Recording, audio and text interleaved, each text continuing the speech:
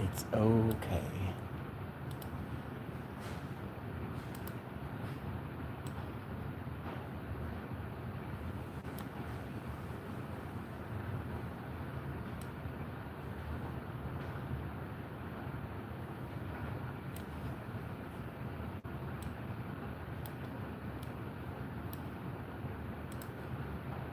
Think I'm about ready? There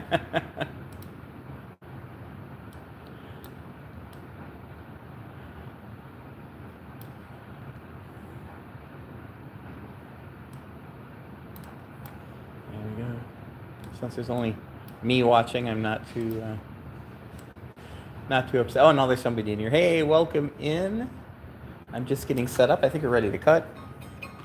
So today we're going to be cutting some cherry, some hard maple, and some curly maple. So let's get into it. So I'm using a number 7 blade. This is an Olson Precision Ground Technology blade.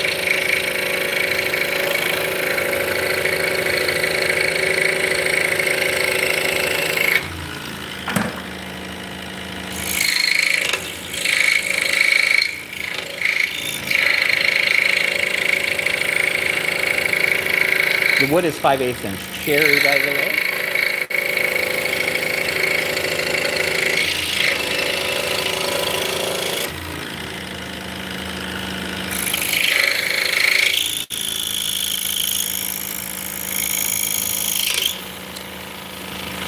See if that'll work. Probably gonna fall. That's okay.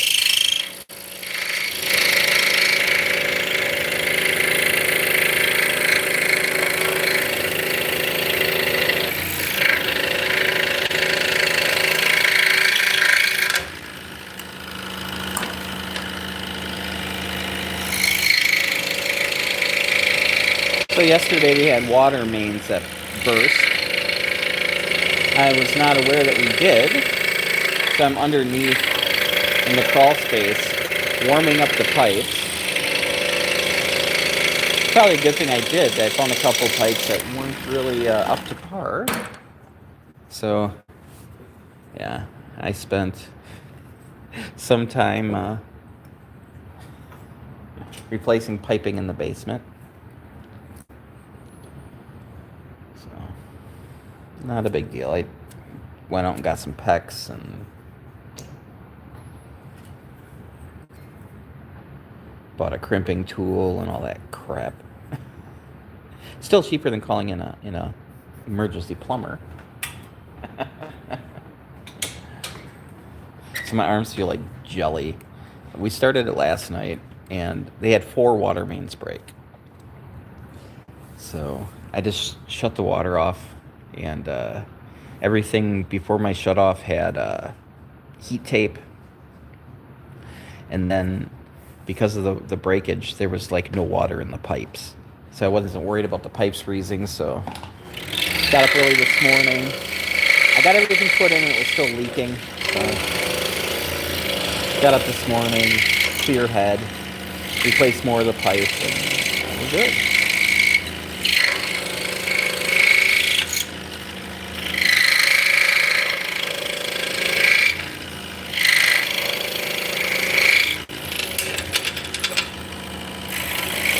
So we got maybe an inch or 2 of snow, not a whole lot last night. Enough where we had to, shovel, but it's all right. We've had some very mild winters here in Wisconsin over the last few years. We haven't really had any like big heavy snowstorms. We've had cold, but not the snow. So this year's shaping up to be an awfully snowy winter, which is all right.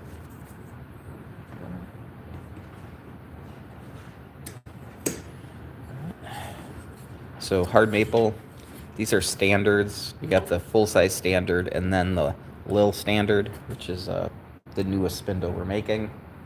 It's just the same as the standard, just smaller. Hence the Lil.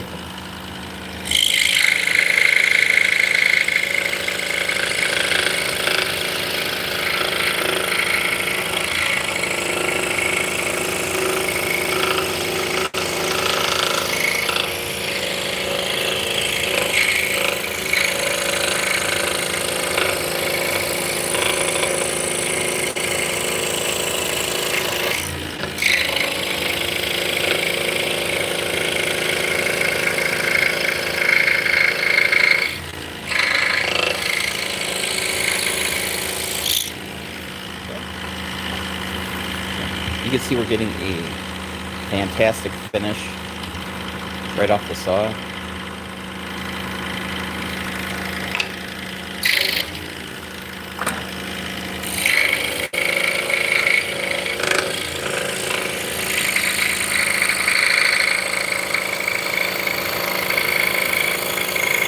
So this is the hard maple. I'm just kind of grabbing whatever I can find.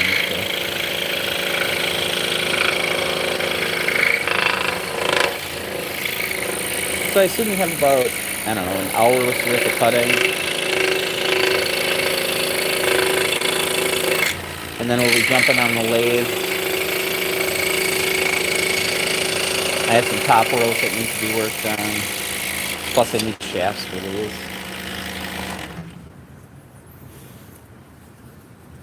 So right now it's 10 o'clock. We're doing daily shipping because of the holidays, so at 1 o'clock I'm going to have to go to package. Maybe a little earlier. I want to make spaghetti for lunch, so that's going to take a while too.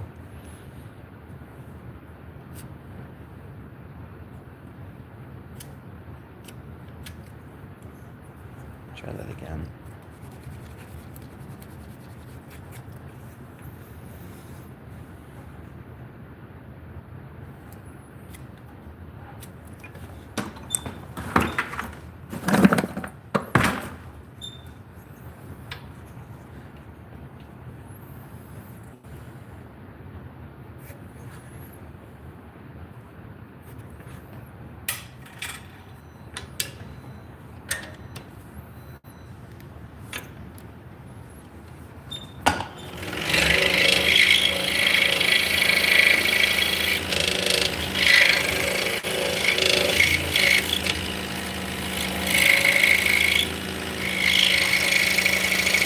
So after we get done with the holidays, then we get to start working on inventory. We got a show coming up in March in Raleigh, North Carolina.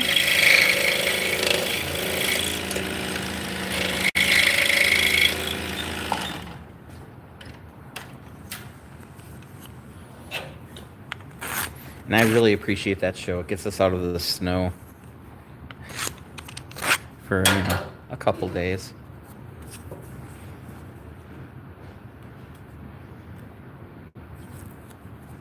Just as long as it's not snowing in the mountains. But you don't really have control over that, do you? There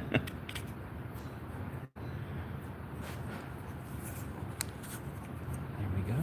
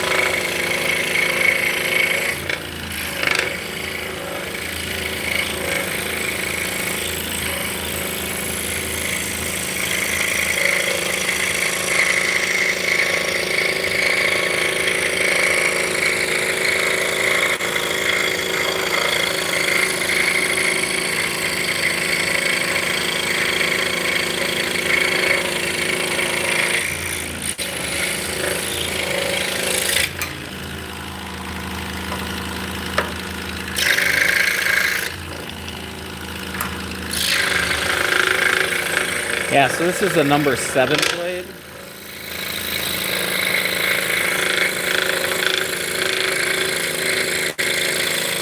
It might be a little aggressive. I know most people like cutting this with number 5 blades.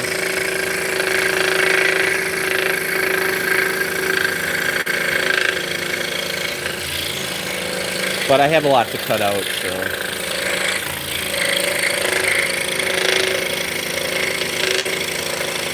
And the surface finish is pretty darn good. Hey Matt, how's it going? Welcome in.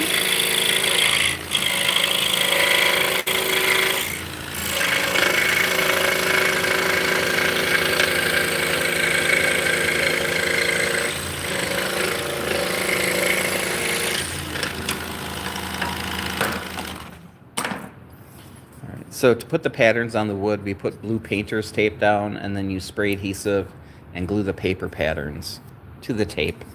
So we're basically making stickers that we can pull off when we're done.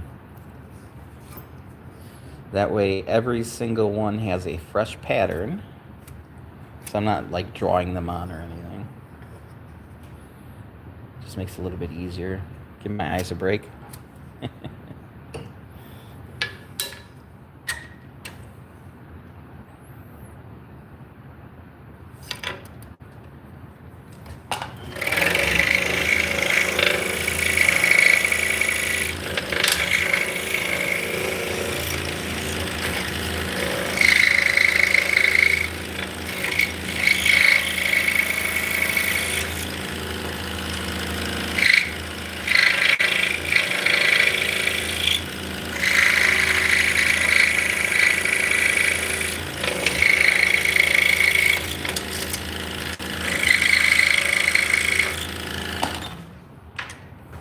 Hey, Mac.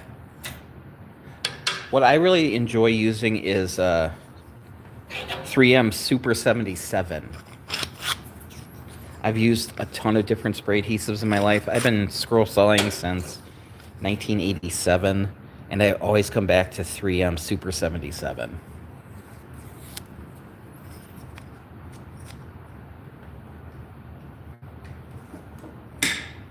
I mean, it's not the cheapest stuff in the world. It's like around between $12 and $15 a can. And we only go through a can like every couple months, and we do a lot of cutting.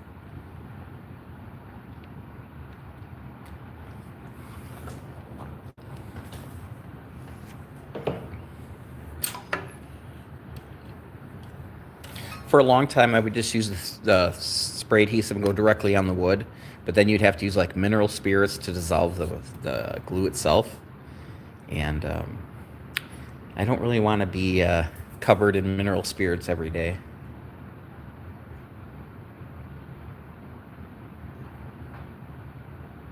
Yeah. Get it locally from a furniture supply company. Yeah, I used to work in a truck manufacturing facility, and they did use Super 77 on not the entire headliner, but for parts of it.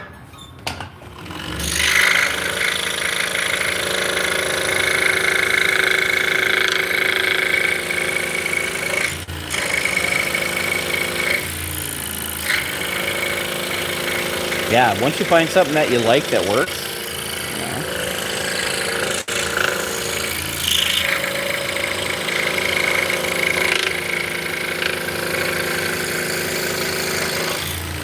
So I went to Menards. Well, yesterday I went to Menards 3 times because of my plumbing fiasco, but they had some cheaper spray adhesive that were like $6 a can. It was like, you know, who knows who made it kind of thing. And I was tempted, but I decided not to.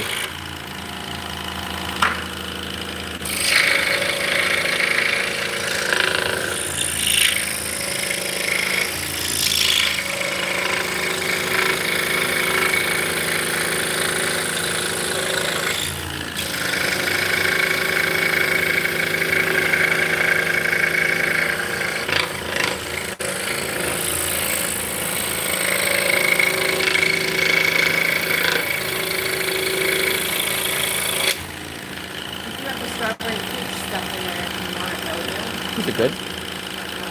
Is it good? Yeah, I'll have some. Awesome. Thank you.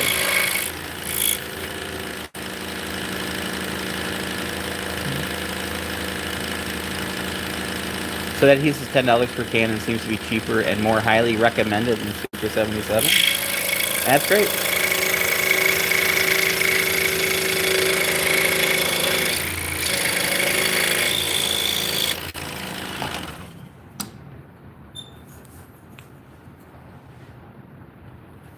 So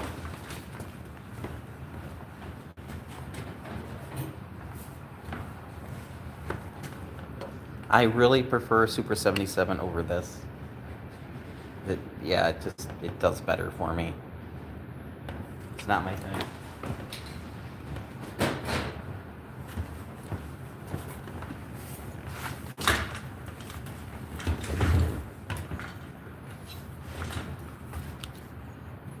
Yeah, we use Super 7. I worked in the print industry before this, and we use Super 77 to attach pretty much the shipping labels, if you will, onto the pallets.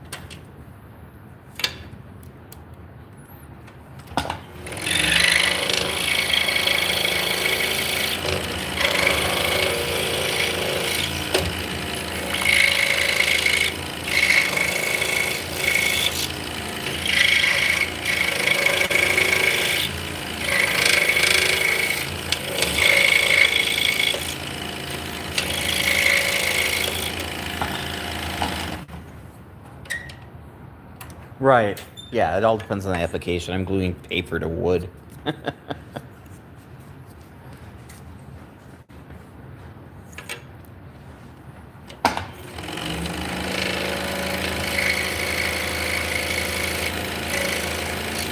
Actually, I'm gluing paper to paper, basically.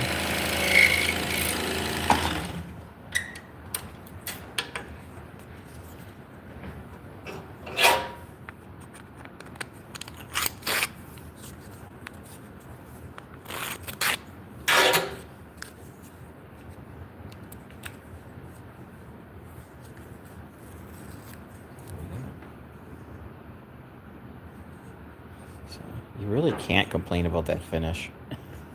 If you've ever cut out something on a bandsaw before.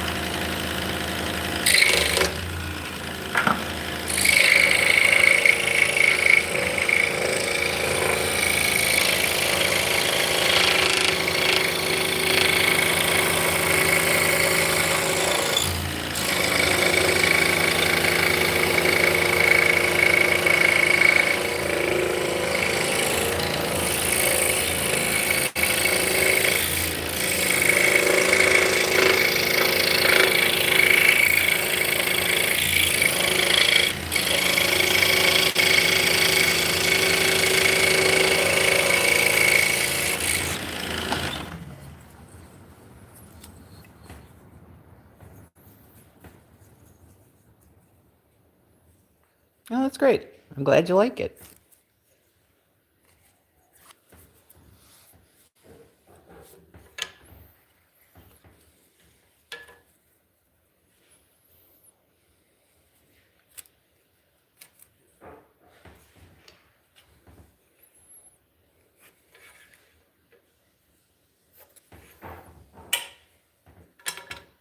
So I'm also a big fan of putting magnets on my pencils so I can just throw them.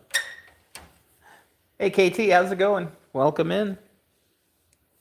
Today we're cutting up some Turkish style drop spindles that are used for spinning yarn.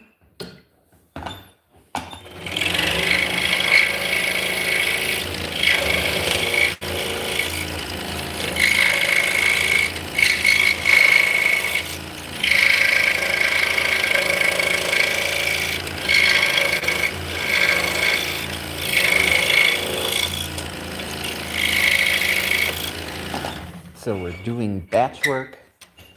I don't know, we got 2, 4, 6, 8, 10, 12, maybe 2 dozen to cut out today.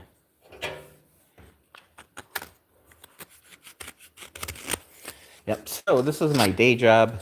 Making it with Scott, we tend to do woodworking project videos. for the main part. A lot of scroll saw and lathe stuff. I'm going to be kind of going into more 3D printing and laser engraving as well, kind of from a woodworker's kind of view, I guess. But until the holidays are done, we're going to be doing some live streams. Content's going to be rough. So this is tiger maple or curly maple. Pretty stuff. Yeah. Thank you. Doesn't that look appetizing? It's peach and strawberry. Peach and strawberry It's not bad. oatmeal. All Thank you, honey. Nothing like having a personal chef. Hey, Bora, how's it going?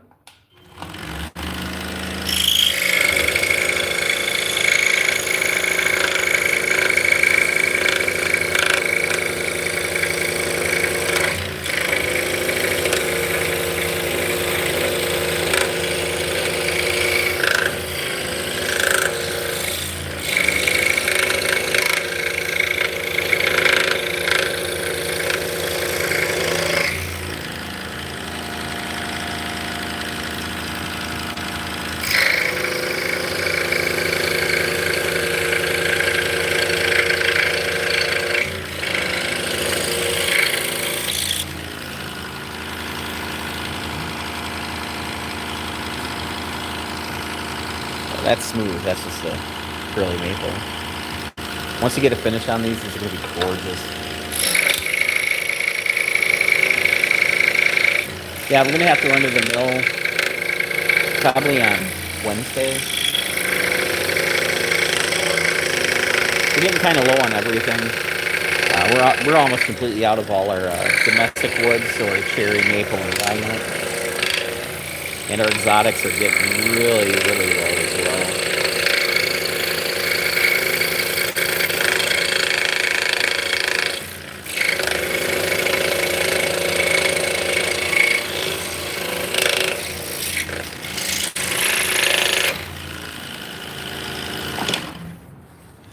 So we're very lucky. There's a decent lumber mill that's about a half hour away. And they do sell shorts of exotic woods. So you can buy like a 2-foot long piece rather than having to buy a 6-foot long piece.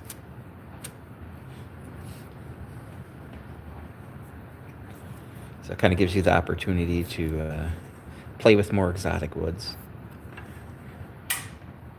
Although they haven't had Coco Bolo in, it seems like a year.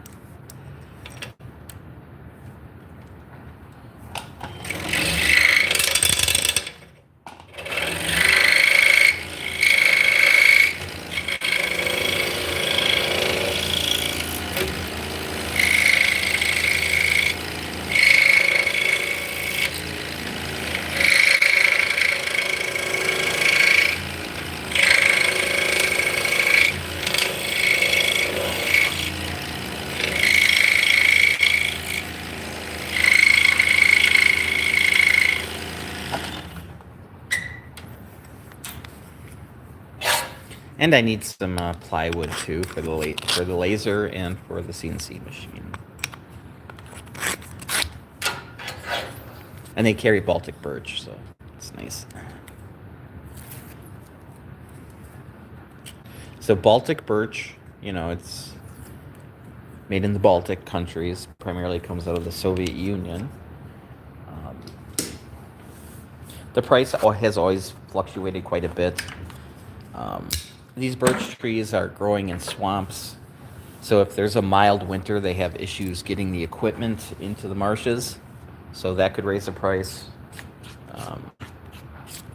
And just like everything else these days, prices are going up on everything. But yeah, so it's cold, so they don't grow very fast, so they have a tighter grain to them. They also use very, very, very thin laminations. It's good stuff. It really is. But you do pay for it. Hey, Jagan, how's it going? I'm just stealing a little bit of my oatmeal here.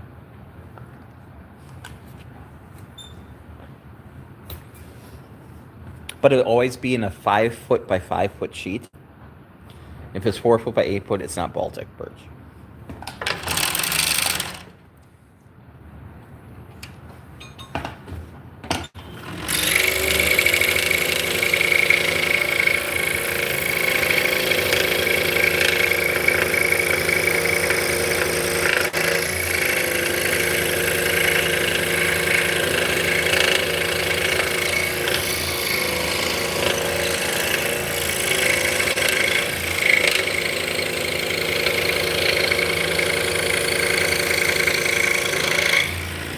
And the wood that I get from the mill, the plywood, is BB.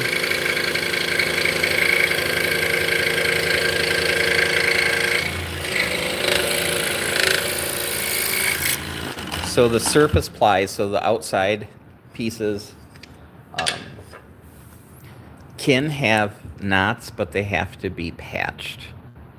And they need to be skillfully repaired.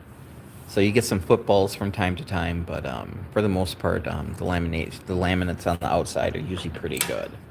On the inside is where they hide the knots. So if you're laser engraving, sometimes you'll hit a cavity where there was a hole where there was the knot, and then it just got filled in with glue.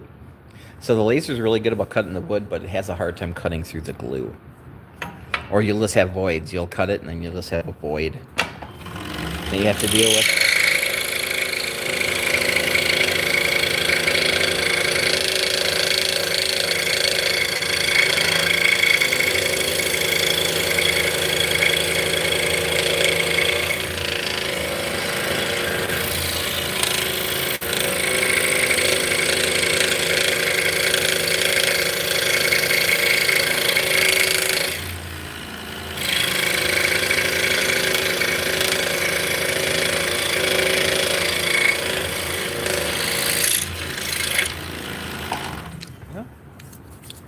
Pull the pattern off.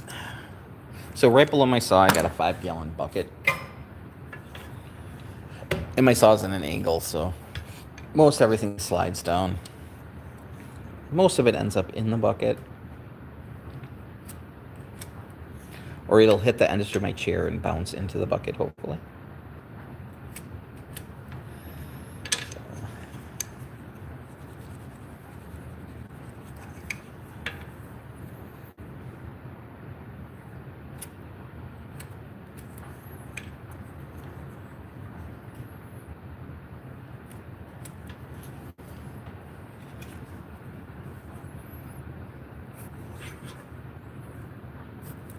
So I do make these in different thicknesses, hence the laying out on top. That way each one will, fit.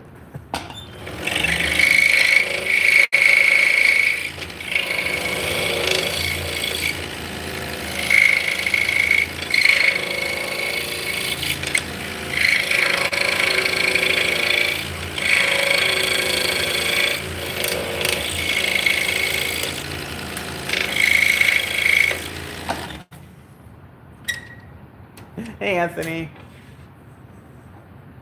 You purchased a scroll saw for your workshop and have a few jobs to do that needs one is the fret saw is so laborious. Yes. And the scroll saw is just a motorized fret saw. So which one did you end up getting? Just out of curiosity. There's so many brands I might not even know.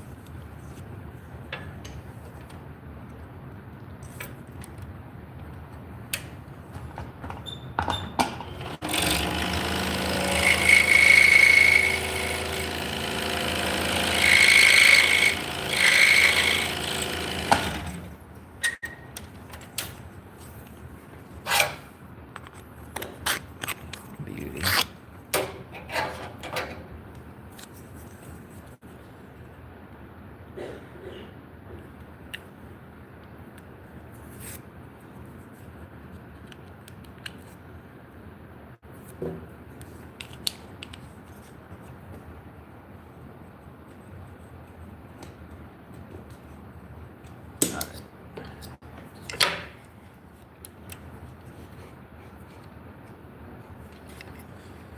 You know, there's a little learning curve with these, but once you get the hang of them, they're amazing.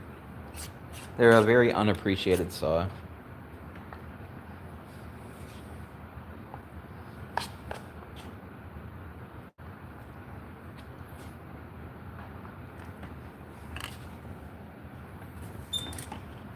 Ooh.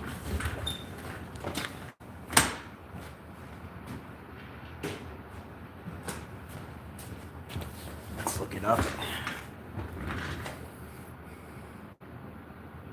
Low red one, nothing wrong with that.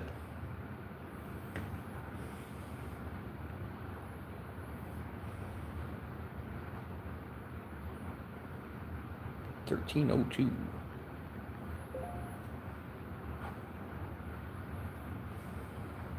Okay.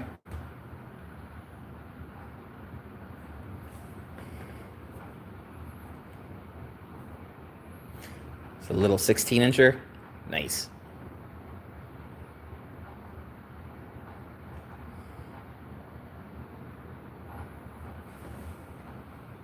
He has an air blower. Very, very cool. Yep. I will never, poo-poo inexpensive saws. I can point out the differences between the two, a single parallel arm saw. I used one of those for years and years and years. So I can't really. It's one of those things where if you bought it for a specific task, if it works at a task, awesome, and then, over the years, if you decide that you want to, get something that, is easier to use pinless blades with, that's always an option. I kept my little 16-inch after I got a bigger saw, and I just had a really, really huge blade on it. And then when I had to cut through like just chunks of wood, it was always there. So.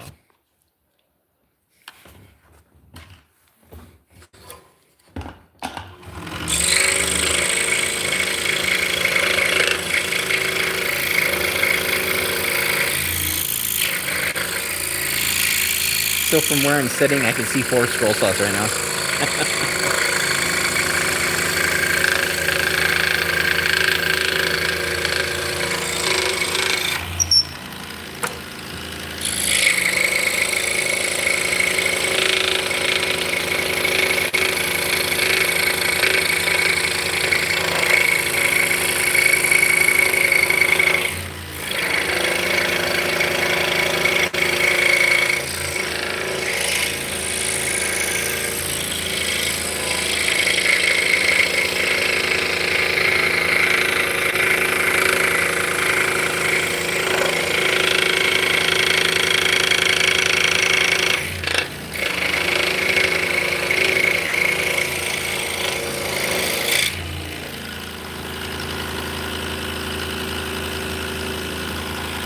Is this dusty?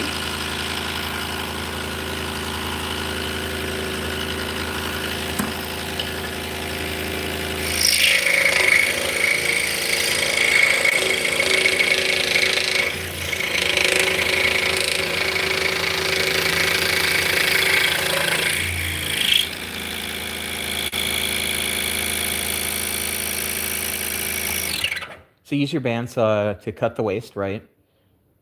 Which you have very little, but you have certain curves and holes, like you're cutting. Nice.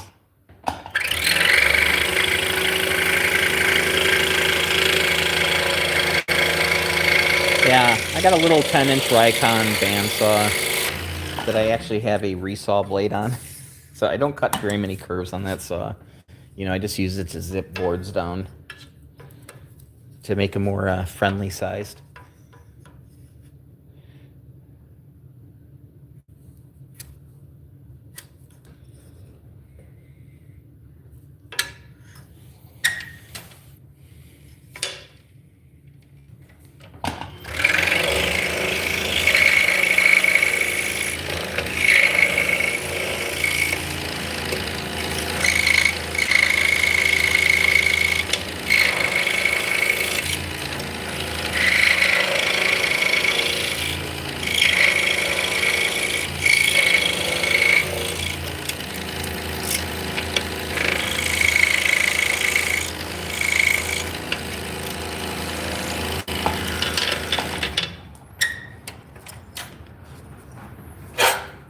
So Pegasus makes a bandsaw that I want to get. It's a bandsaw that takes teeny tiny blades, basically scroll saw blades. So you're talking about like little. The kerf is very very small. And I've seen they cut like 6-inch, like logs with the damn thing to make those boxes. So I've got a list of things that I want to get, and that's on the list.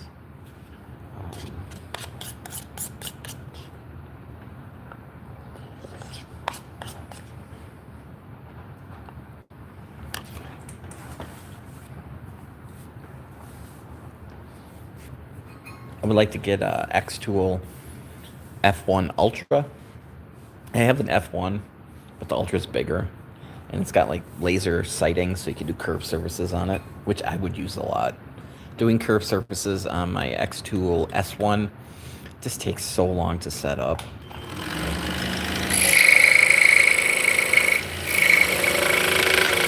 Because I do laser engrave on the arms, on the bendy parts.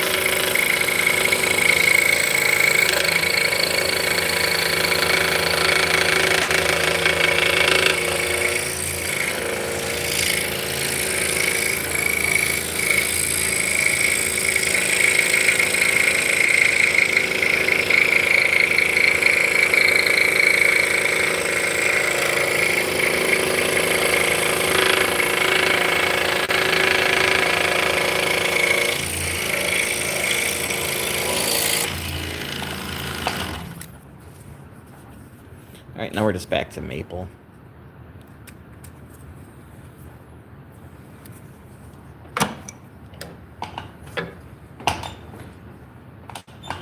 So I do burn my scrap, which is nice.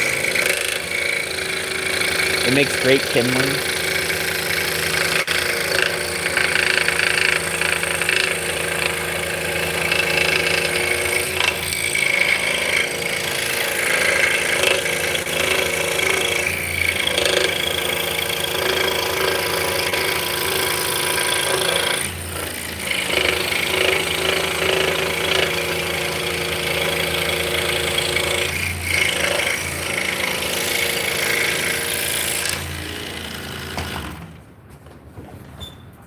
Let's see. You have laser guidance on the plunge saw, which you use more than the table saw. Yeah, that's nice.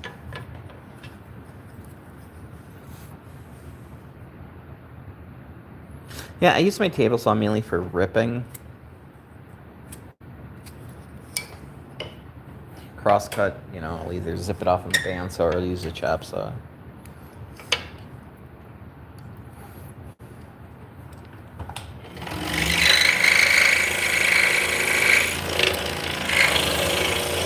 But you know, I make little things.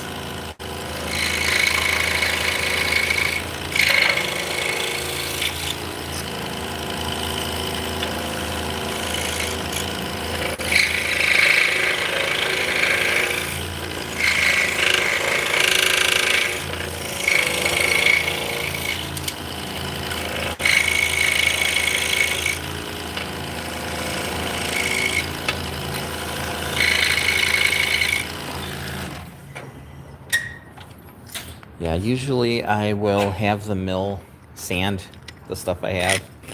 I do have a drum sander. I do have a planer. It's just they've got a big sander, so it's way faster for them. So I'll have it the correct thickness, and then, well, I also make 1/2 inch for some of the spindles. So if I got all 5/8 and I need a 1/2 inch piece, I'll go plane it down and sand it.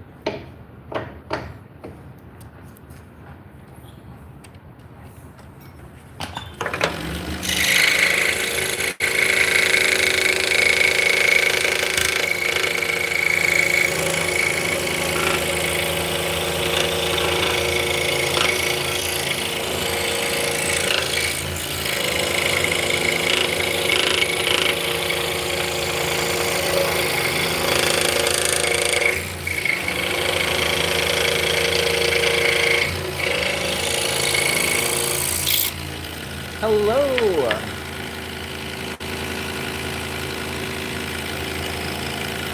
How is Jean today?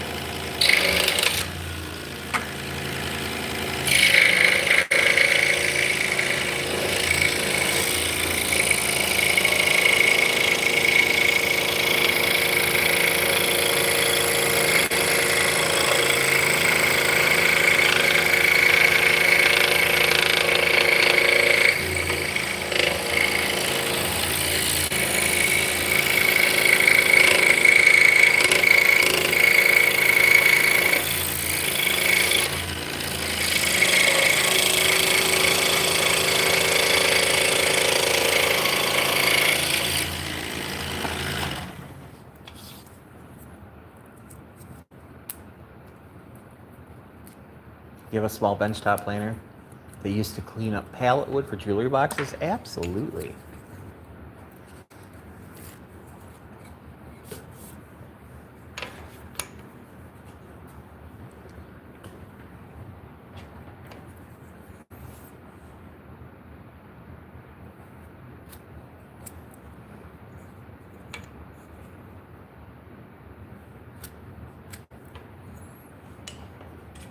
Good morning, Nate. How's it going?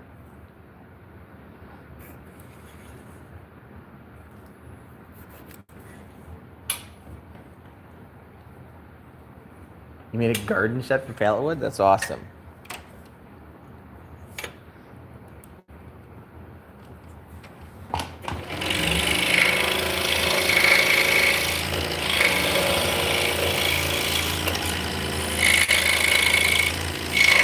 When I worked in the truck factory, some of the products came with wood on it to separate the parts.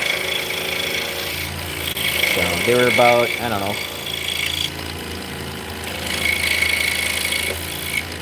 probably about 16 by maybe 7 or 8 inches. And the dude that worked a couple stations down from me, he covered his entire inside of his garage with that. So he insulated and then put this pine up. So every day he had to go get a slip to allow him to remove this wood from the compound.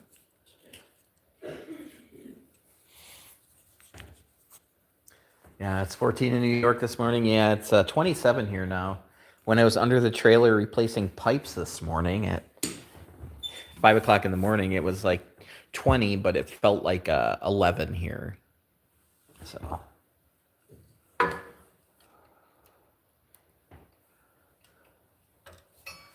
Yeah. I think tonight would be a great night to have a fire going.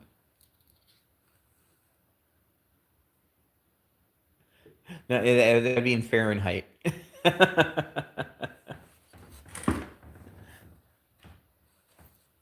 Yeah, the pipes weren't even frozen. There was four main lines that broke in my town. So I'm down there. So I'm trying to heat up the pipes. And all of a sudden I'm like, oh shit, this one's leaking. I'm like, oh, come on. And then, they didn't announce it or anything. We had to look all over the place to figure out what was going on. So, yep. Nothing like underneath in a crawl space. Realizing that the crimper for the PEX doesn't fit between the rafters. Good times. Yeah, frozen pipes suck.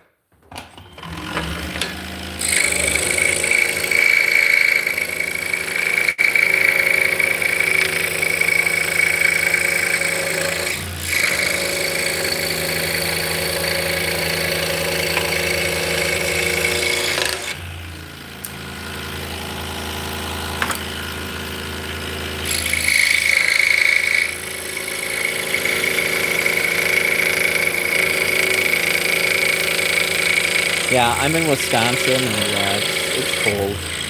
I think this year we're actually going to make up for the snow we haven't gotten in the last few years.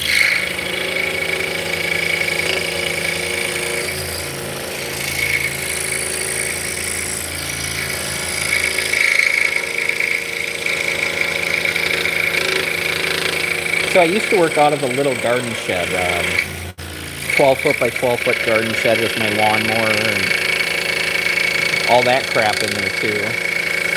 But it was so small for heating, I didn't want to burn anything because I didn't want to, suffocate. So I had an electronic garage heater in there. So you'd go up there an hour before work and plug that in. It was, in the winter it's so cold the motors won't even run. So let it warm up for an hour and then try. But now we're in a commercial workspace. I'm actually in a little Main Street grocery store. It was built in 1900.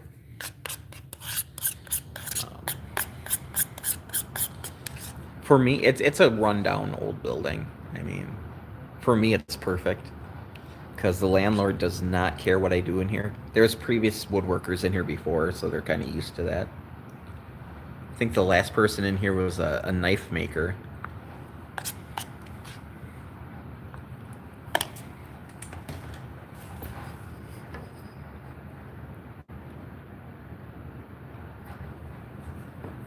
So you suppose you would need to watch your fingers more with a spiral blade. Yeah, the spiral blades tend to hurt a little bit more if you decide to touch them.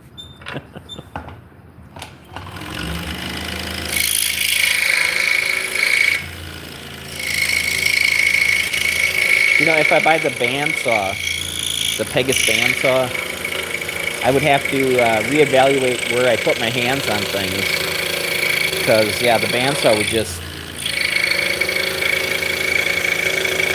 cause a lot more damage to you than the scroll saw could ever do.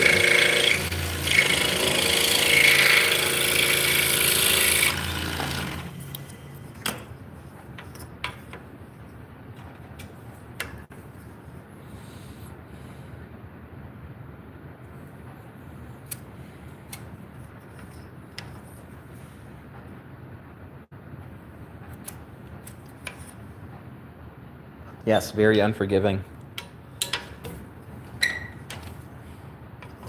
I started on the saw when I was 12, and I started my kids out using it when they were like 10. And they still have all their fingers.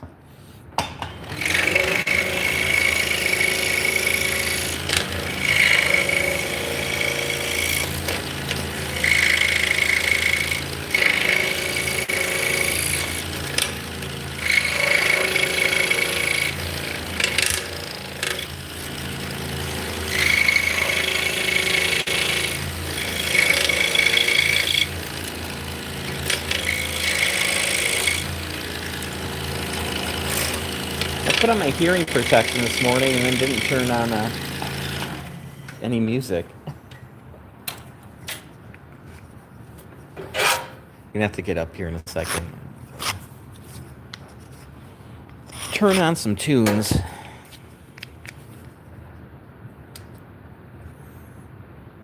Kind of feels like that kind of day.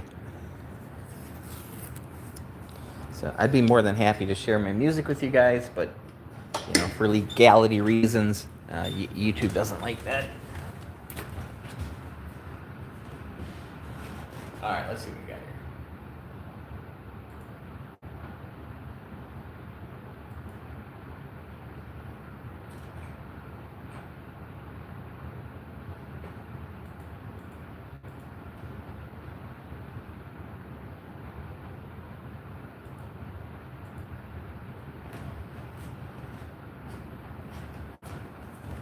All right.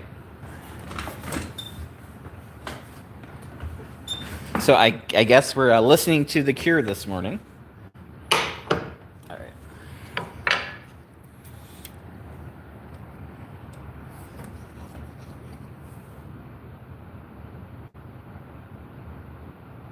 Yep, if you see somebody get amputated, that's usually makes you a little bit more careful. Oh. Yeah. Our shop teacher is missing some digits as well.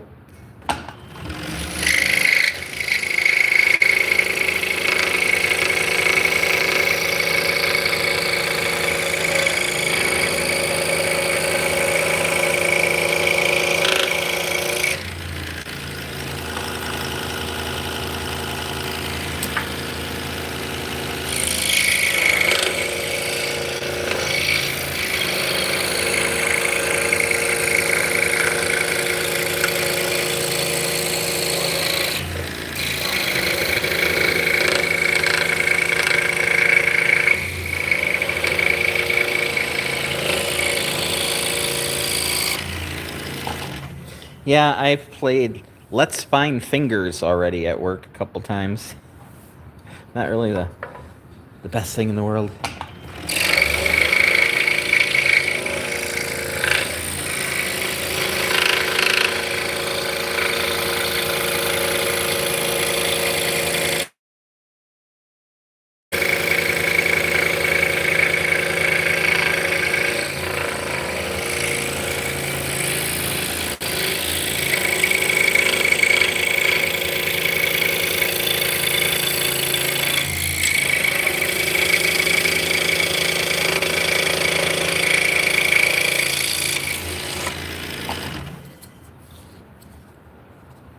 See, the big problem when you're working around machinery all the time is complacency.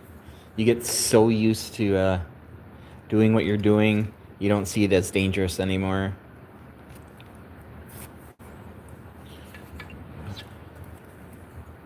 You know, obviously you should not disable guards, but you know, the guards are there to keep you out and to keep the machine in. But yeah, you know, sometimes, you know, you gotta do what you gotta do. And you get away with it a million times. It's just the million and first time that's gonna bite you in the ass.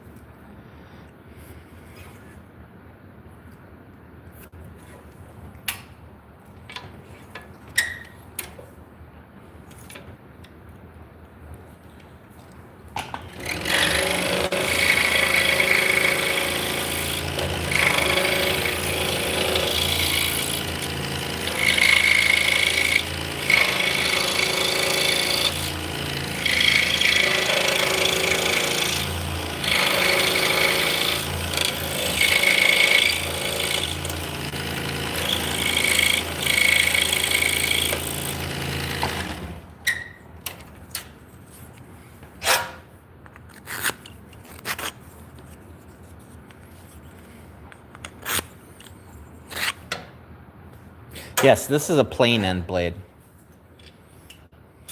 So with plain end blades, you can get them a lot thinner.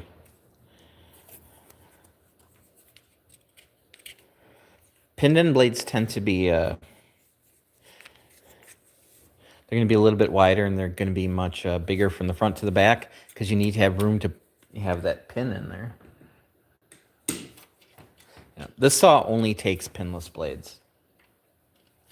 I have some other saws that take both.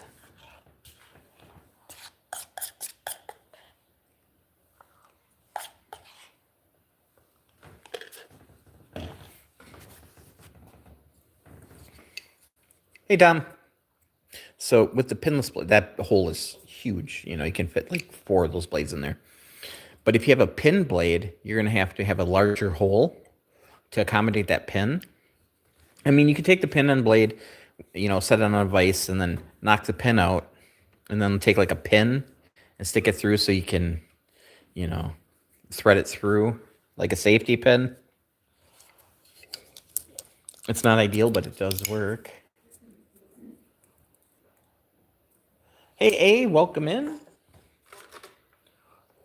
Yeah, let's go to the top first.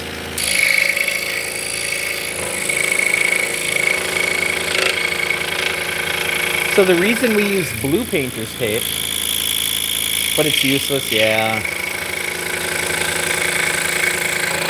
A lot of time when you have a pin blade saw, they have an adapter that you can put on the blade and then insert it in. But you spend so much time messing around with that thing that doing a whole bunch of cuts isn't fun. Yeah.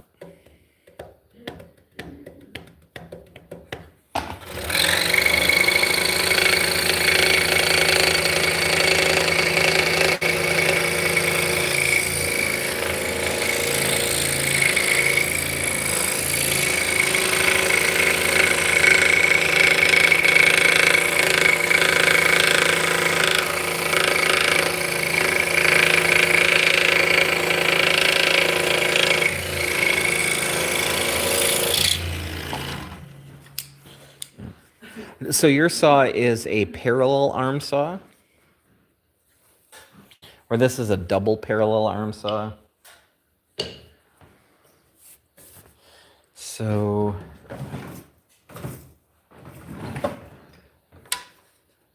So you have, you put your blade in the side and you tighten up the back. And it locks in and then it goes up and down. So that up and down motion, you have probably 16 inches of travel in that. So you're going to have an arc. It's not going to cut exactly up and down. It's going to cut at an arc. Now, the double parallel arm blades, instead of using, this is a 22-inch saw, instead of using a 22-inch bar going all across like this, what it does is it moves this short arm here. So this is like 4 inches. So it takes that huge amount of travel and it shrinks it down into a little amount of travel. So it does not oscillate as much. Plus, by doing this, it's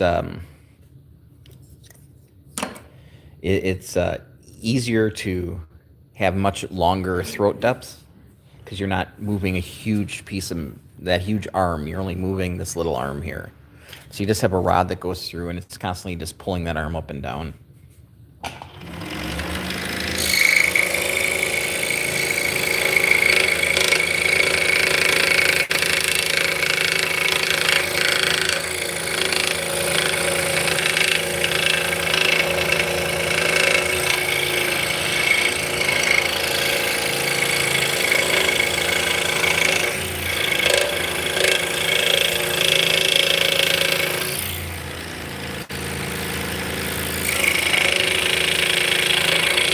I mean, they both work. It's just a different way of doing things.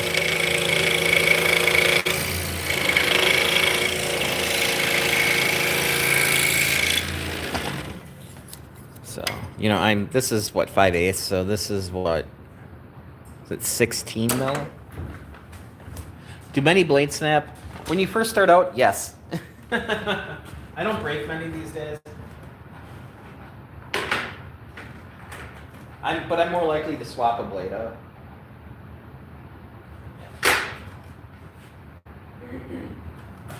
So yeah, this is a little over 15 mil. Yeah, when you first start out, you're going to break blades. It's going to happen. It takes a while to figure out the feed rate on these saws and what you can get away with. Pinned end blades tend to break less. Because they're bigger. But yeah, they will still break. And then you start getting kind of addicted to so these are some of the blades that I have. Probably got another dozen sitting around, different ones.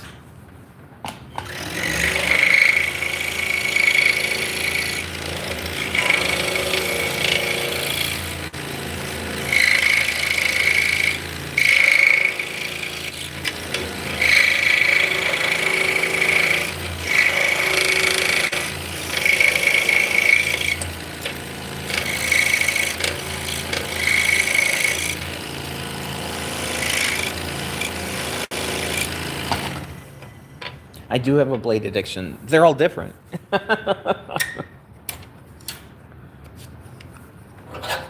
You never know what you're going to be cutting. Hey, SM, how's it going? For the most part, for what I'm cutting here, there is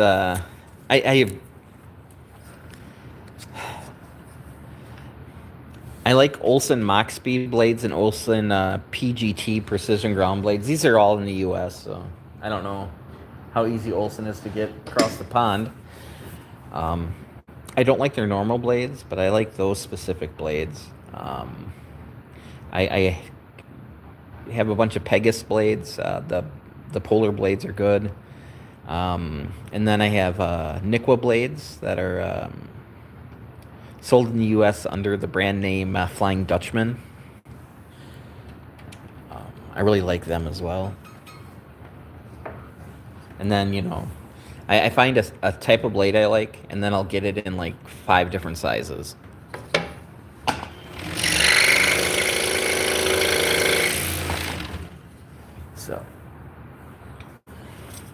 Is that 2-aught blade?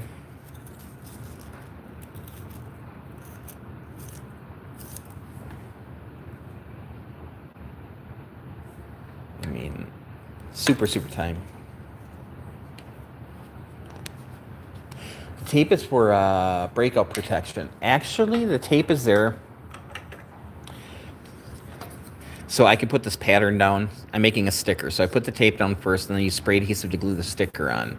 Now, the tape does help lubricate the blade, but if you wanted it chip out protection, you have to put it on the bottom. Now, this one here has reverse teeth.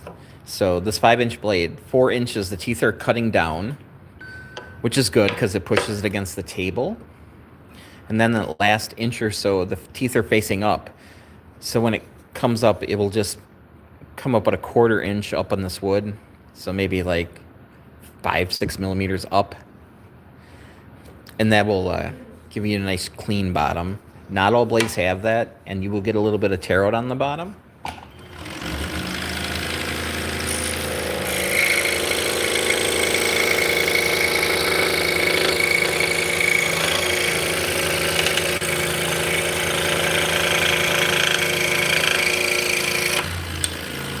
So if you look at the bottom,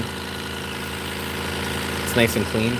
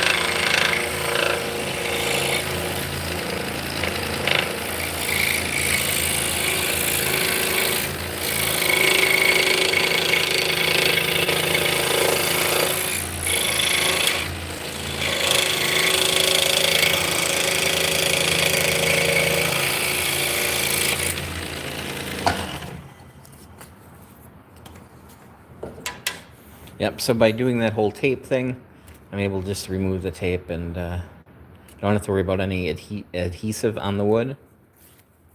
There you go.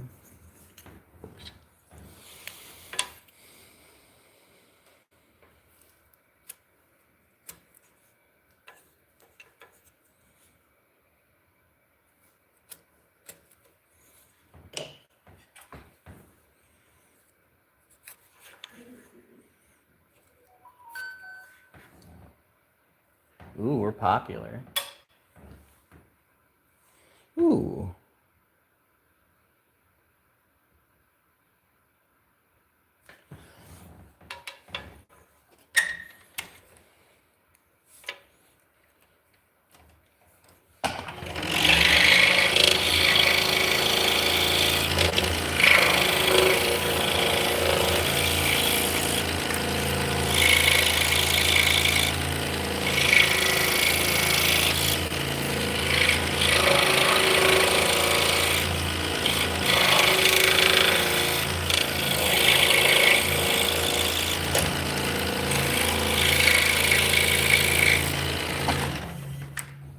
Let's see what it fits. Fits good. And we're going to take this file and just verify that the holes are centered to each other.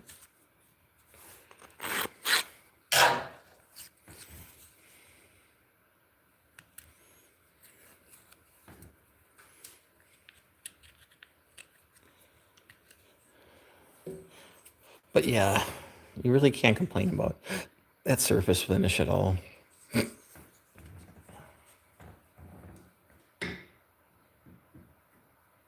So when I cut these out, I actually store them on sticks. So I have, well, over here I got a 2x4 with holes in it. So this sits in the 2x4, and then I can keep all my product together, and I don't have to worry about an arm disappearing on me.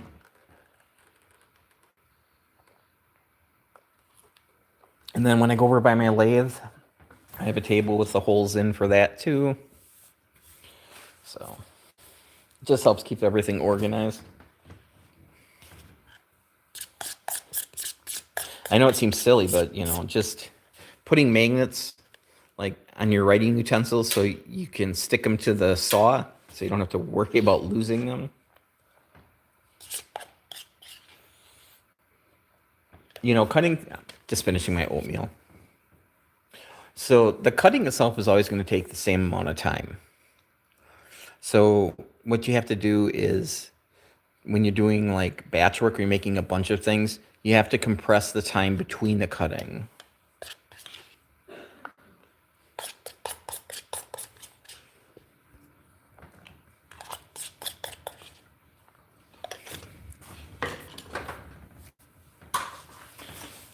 So the stack that I have here, I've pre-drilled and then I cut them down individually so they're bigger. Sometimes I'll do 2 or 3 and then, you know, but it's easier to move around a smaller piece of wood.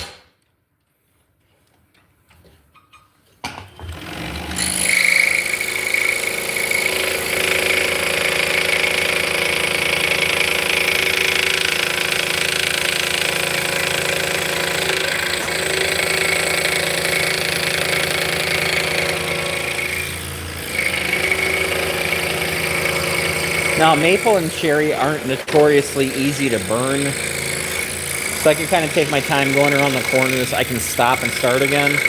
Now, if I was using like, well, cherry sometimes will burn, depending on the blade.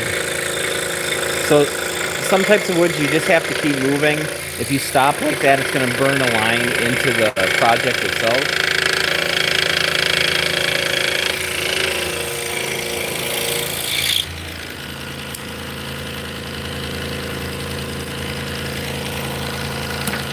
So people will tell you that, you know, you should replace your blade after 15 minutes. I tend to go a lot longer than that.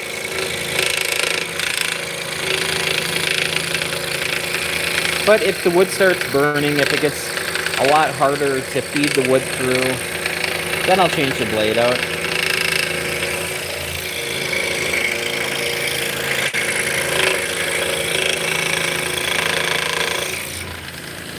So these blades here, these PGT blades, the precision ground blades, they're about 75 cents a piece. So they're about double the price of other blades that Olsen makes.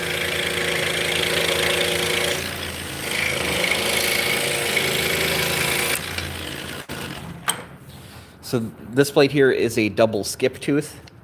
So it will have paper.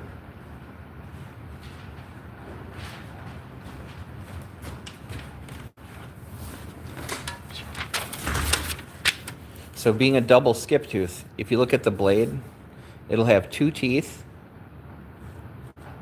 then a gap, 2 teeth, 2 teeth, and a gap.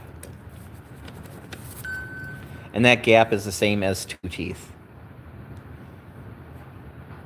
Then that'll just keep repeating like that.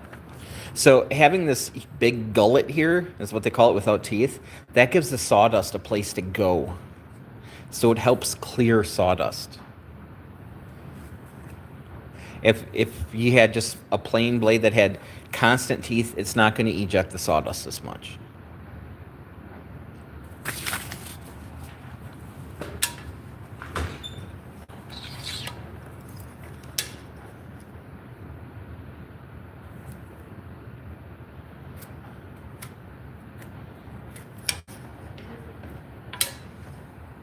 And there's a lot of different types of blades.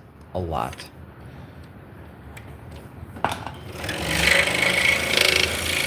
So a lot of companies will sell variety packs. That way you can try out a bunch of different blades that they make. If you're just starting out, that's a great thing to have. Even though you might not like some of them, if you can find one you like, then when you order more, You know what you want.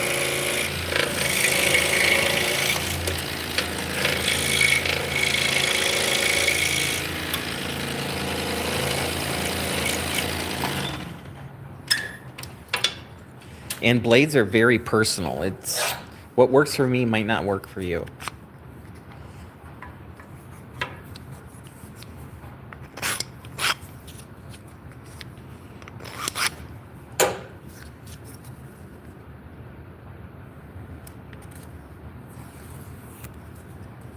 Yeah, this maple is pretty.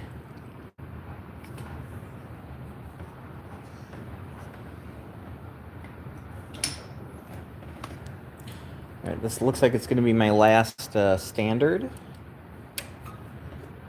And then we're going to move on to gliders, which are just a different shape.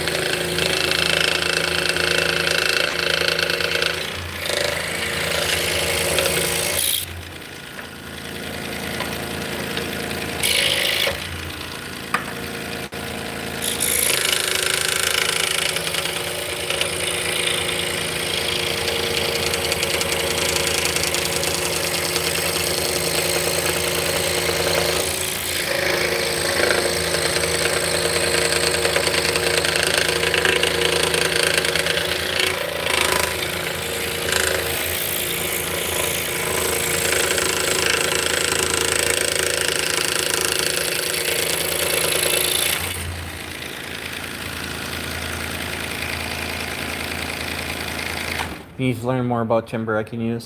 Right. You guys like carving? So like power carving or like carving with chisels or knives or... Hey, how's it going, S? Welcome in. Because I was gifted a Fordham a few months back. And as far as power carving goes, that thing is amazing.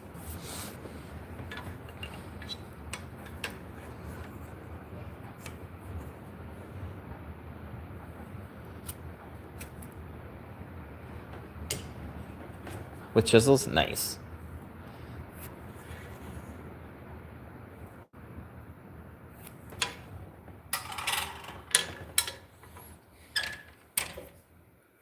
Yeah, so I've been making these spindles full-time since 2013.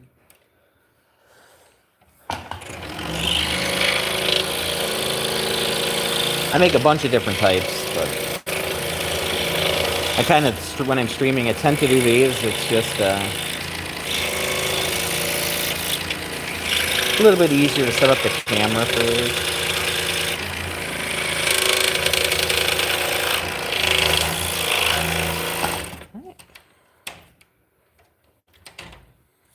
Yeah. So I heard something. I'm like, what's going on here? My bottom blade loosened up on me a little bit. Not a big deal. I felt it. I stopped it. So I am running my saw off a foot pedal.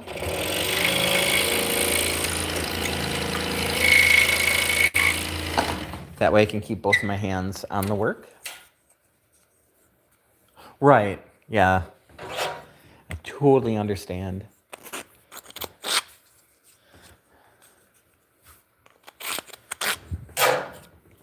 Yep. It's kind of like for when I work on the lathe. You know, I've got two sets of carbide tools. And, you know, I prefer more traditional tooling. But every once in a while, those carbide tools will save your ass. So it's like, even though I don't use them very often, they're there in case I do need them.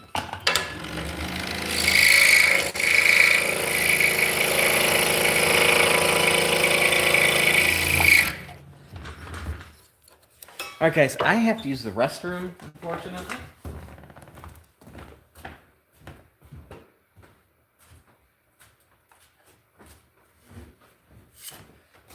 I'm gonna put up my my be right back sign, and I'll be right back.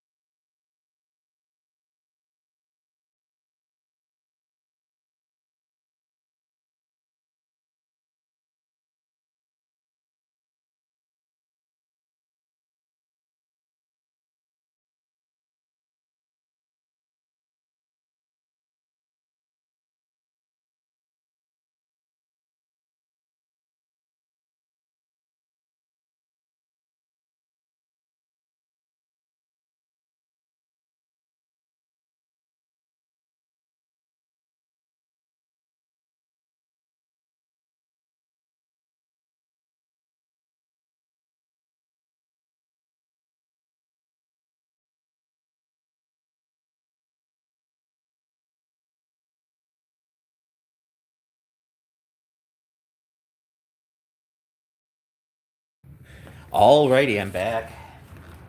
I would like to thank the 47 people who stayed. Much appreciated.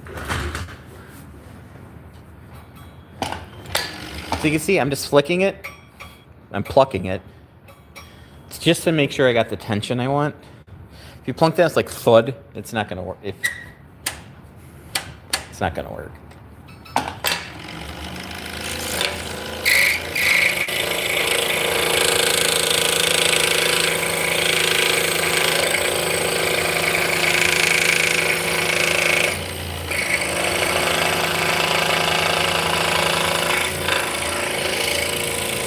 So if you're just tuning in, we are making drop spindles that are used for spinning yarn. So this was what came before the spinning wheel.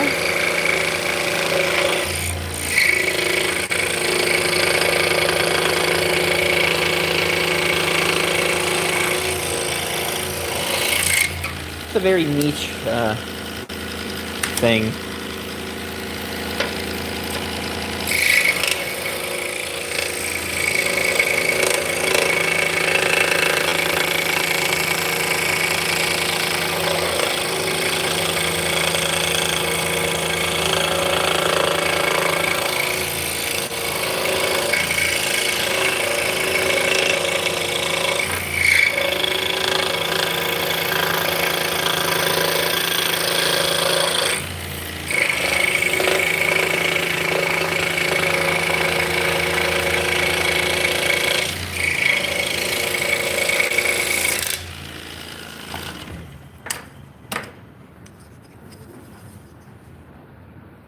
Trying to think if there's any other fun and exciting things going on today.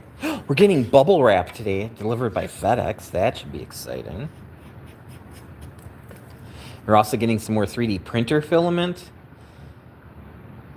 and some Allen keys off Amazon. It was supposed to be here yesterday, and then they moved it to today because of the snowstorm.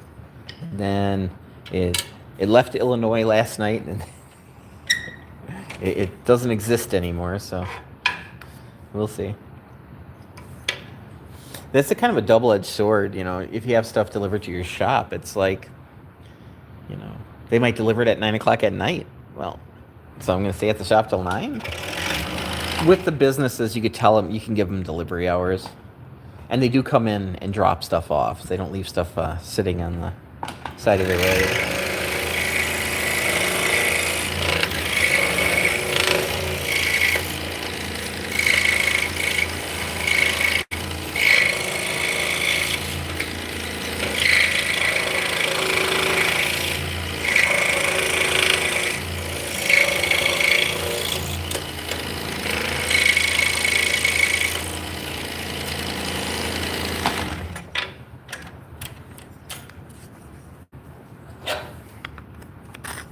All right, that's the last standard. Now we're into the gliders, which are my personal favorite.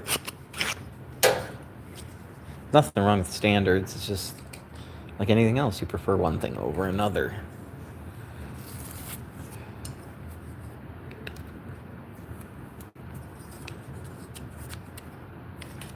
So the reason we do this is there'll be a shaft that goes through here.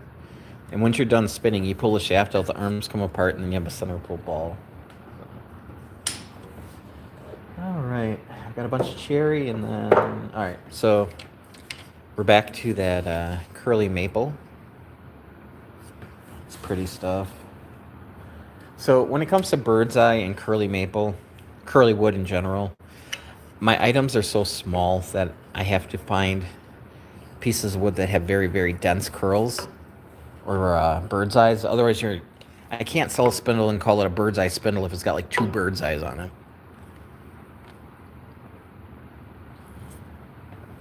So every once in a while, depending on the board, one might be more dense than the other. Hey, John, how's it going? So the stuff that is figured will be sold as figured, and the stuff that's kind of figured will be just sold as normal stuff.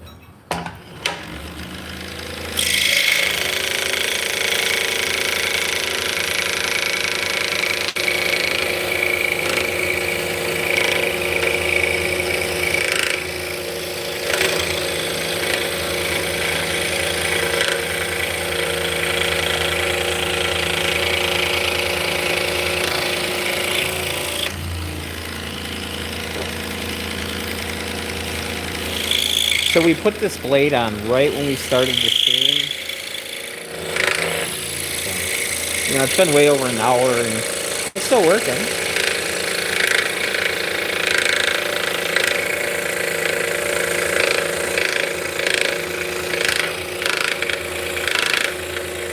It's getting a little dull. Not too bad.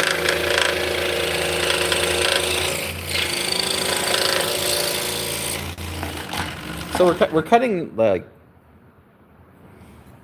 the harder stuff first, and then we'll finish up cutting out a bunch of cherries. So we'll see. I have no qualms about changing the blade.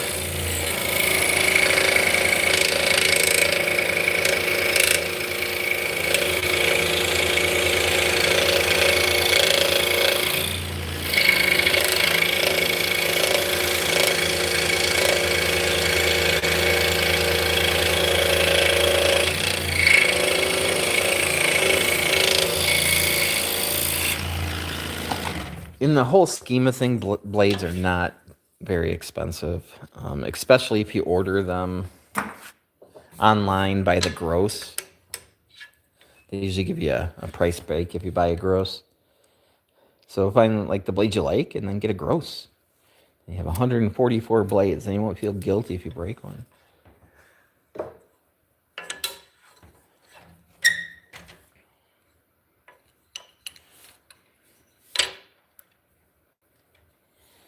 You know, and you can see, you know, do I have any? I don't really have a good example over here. I have some tubes that are just like full.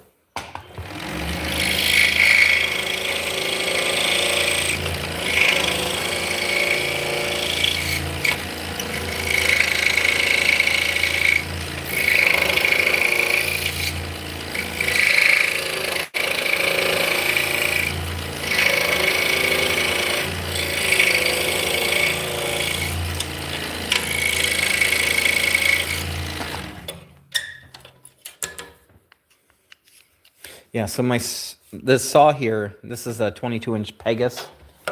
It actually has holders for test tubes. So it's got 6 on each side, so I have a dozen blades in tubes that are right in reach.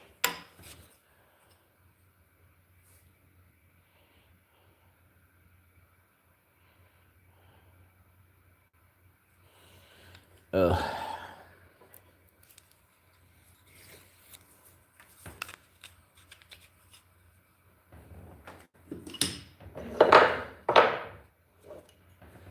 So there we go, 5/8 thick, so 15 mil thick.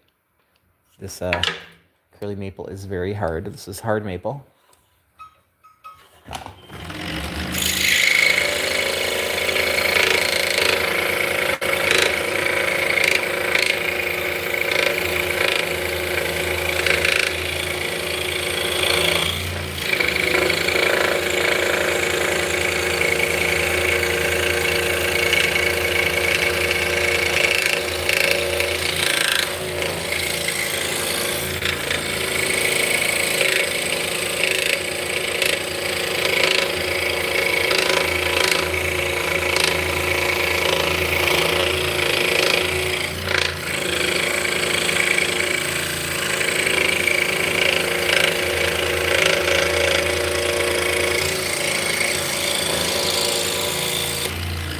So this saw does have extraction on it. That's what those holes are for. You can hook up a vacuum that will suck up most of the dust.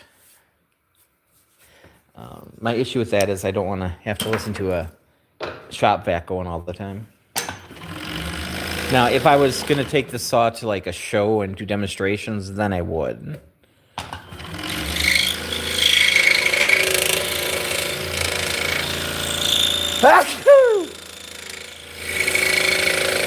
That just happened because I'm talking about sawdust.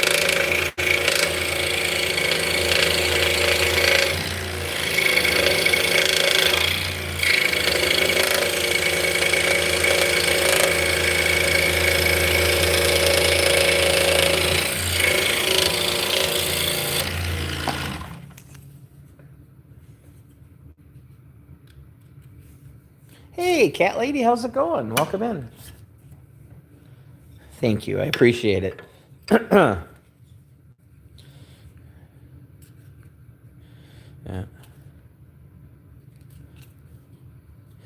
I too am a cat lover. I love cats. I like other people's dogs. I just don't want a dog of my own. Right now we have 2 cats. We've got Jordy and Luna. They're both gray tabbies. Luna's actually my little picture there. She's got more orange in her. It's starting to come out again. That's right when we got her. She was feral. Yeah, she's a little over 1 now. She's a good kitty. All kitties are good kitties.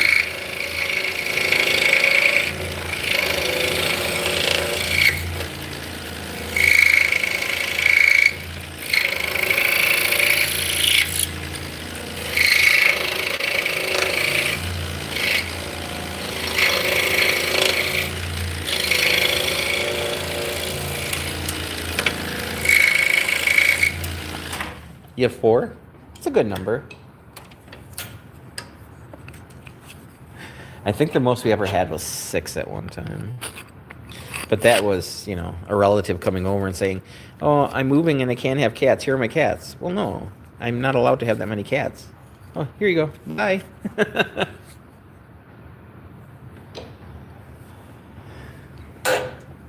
When you realize that saying no doesn't matter, that gets kind of frustrating.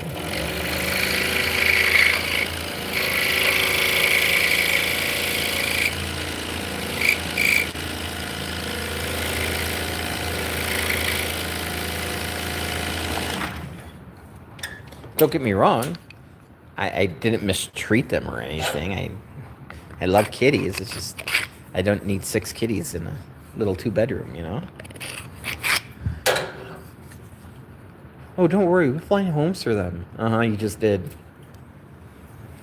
Grr.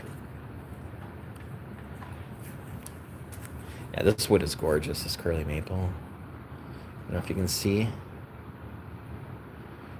Once this gets sanded and a finish gets put on it, those lines will just pop.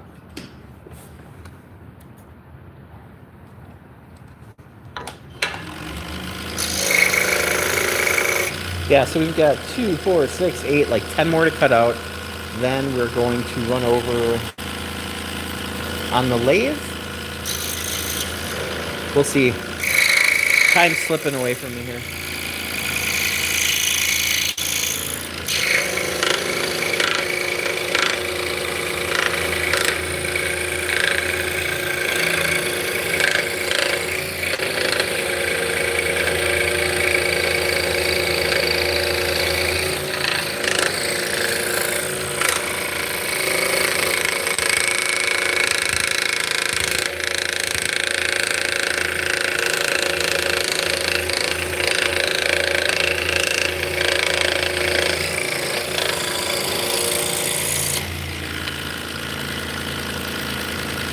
Feeling it flat? That's okay, yeah.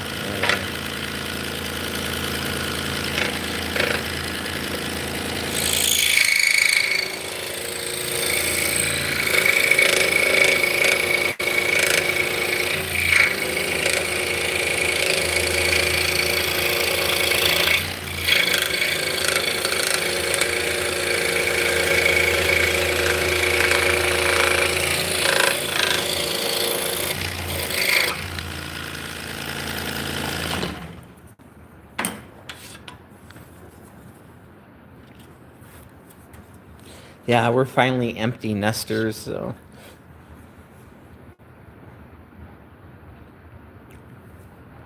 It's kind of nice, just, you know, me and my partner. No kids to deal with. Right, honey? Yeah, see, she said right.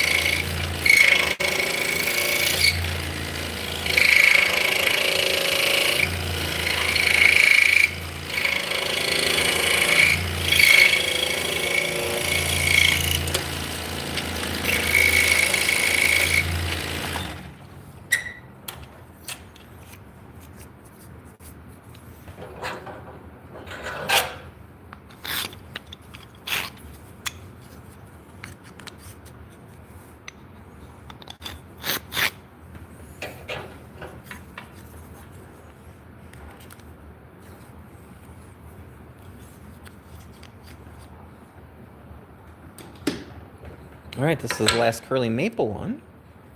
If you're just joining us, we are cutting out Turkish style drop spindles on a scroll saw.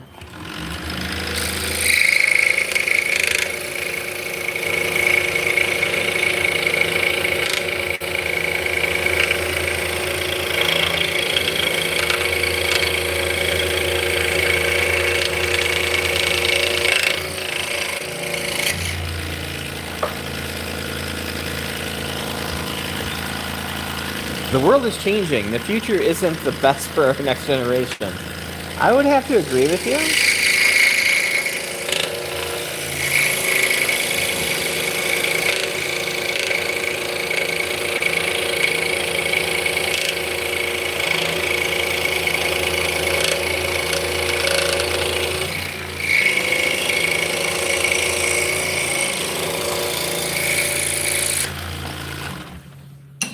Yeah, I really don't talk about politics. I try to avoid politics and religion, but yeah, I'm in America, and yeah, there's reasons we have environmental stuff.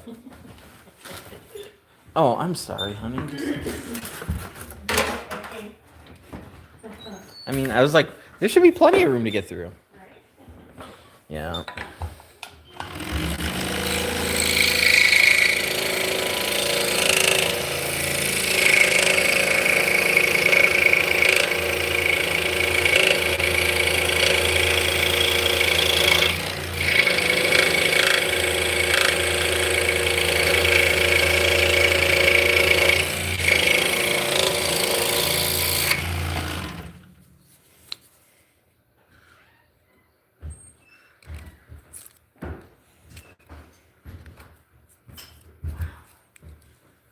Let's talk about spinning wool. Spinning wool is amazing. It is cold out there. You can put my coat on. That's why it's there. Holy, it's cold out there. Yeah. I mean, and it's 66 according to the thermostat in here. In here. That's It's 27 degrees in that back room. It's the current temperature outside. But there's no wind chill, so you got that going for you. yes, this is true. Yeah. And it is true. Yeah. So, yeah, spinning your own yarn is just freaking amazing. Hey, Christopher, how's it going? Sorry, I only speak English. Blame the United States educational system. Hey, you learned Spanish Paquito. and you learned French. Oui, oui. Je ne joue pas français. Did you just say you don't play French? Yes. We just we see. Oui, je suis ici, mademoiselle.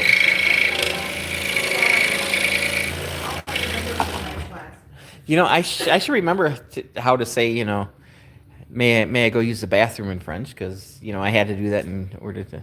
She did not like it when you said baño. She what? She didn't like it when you called her by her first name? No. When you would say, can I use the baño? Oh. That's Spanish. Oh, yeah. So I'm in the wrong room. Yeah, just spinning wool is just, it's zen. It's, once you get the hang of it, it's just, you shut your brain off and everything just kind of clicks. It's a beautiful thing. Plus you end up with yarn. I played a lot of Angry Birds and never wound up with yarn.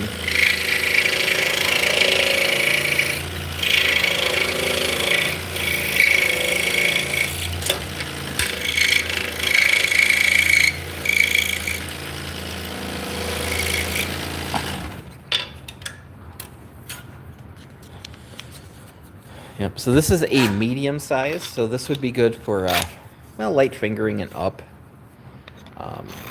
It's a little bit smaller than the full size. So let's see, Cat Lady says you have a Kromsky Minstrel. Very nice. Pretty wheel. Unfortunately, it was not designed for me. I have a problem with my feet getting on the treadles on those. Let's pull up a picture.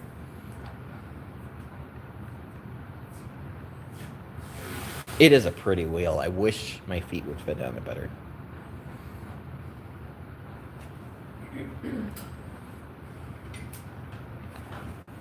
So. Isn't that gorgeous? Very pretty wheel. And it's made in Poland.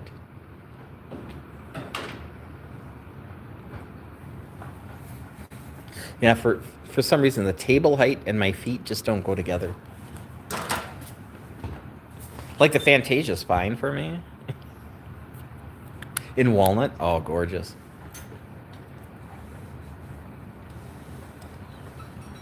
Did you get the matching stool?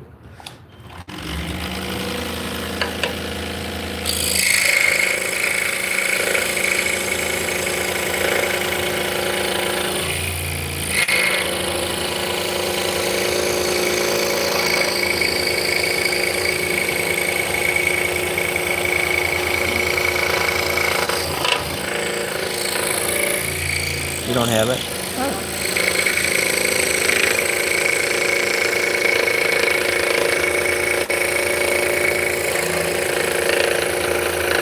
Yeah, I have assembled quite a few of those wheels and quite a few of their chairs.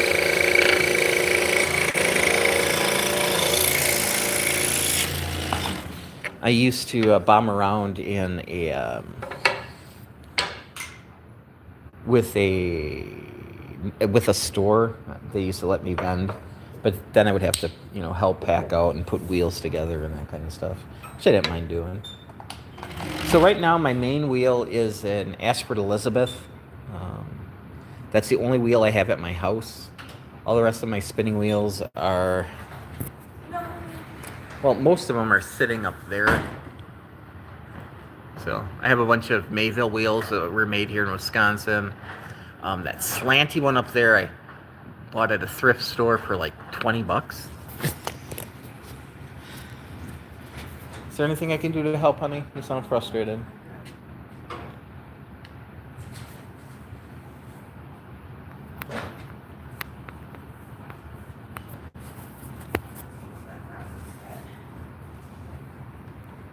Trying to figure out how to put that back so it doesn't get stuck on anything. Oh, okay. You can put the next shelf down and just set it on top of the wood too. Yeah, you can figure it out. So, I don't know. I have a couple electric wheels. I got the electric EO Wheel Nano, and then I got the electric EO Wheel 6.1, and then I bought a bunch of parts to make my own wheel, like the electronics I have to make an electric wheel, and now it's just coming down to finding time to design. Eventually, I would like to make some treadle wheels. I bought a CNC machine. Now it's just a matter of finding the time to hone it and do all that stuff. Hopefully over the winter. Yeah, I got like 5 of those Mayville wheels that are in different levels of disarray. I think 2 of them are good to go right now. But I purposely bought the same wheel. That way I can, when I go to make bobbins, I can batch out, 4 bobbins for each. So I can make 20 bobbins instead of 1 bobbin. So we'll see.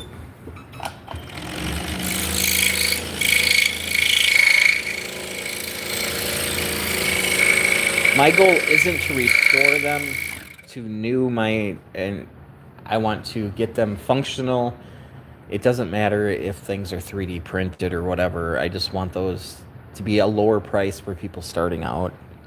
It might be the people's first wheel, so having newer design parts on there would probably be a good thing as well.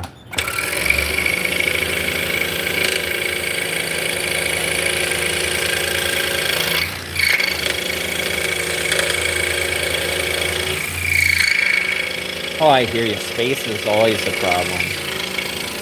When I moved into this commercial space, my partner said, "Oh yeah, you can get as many wheels as you want," and she has regretted saying that for a long time. And that I said that before we found space. I'm like, when we get space, Yeah, we well, get extra space for the shop.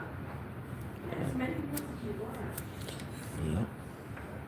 So yeah, let's see. There's 1, 2, 3, 4, 5, 6, 7. There's like 10 wheels up there, and I'm keeping 2 of them. So.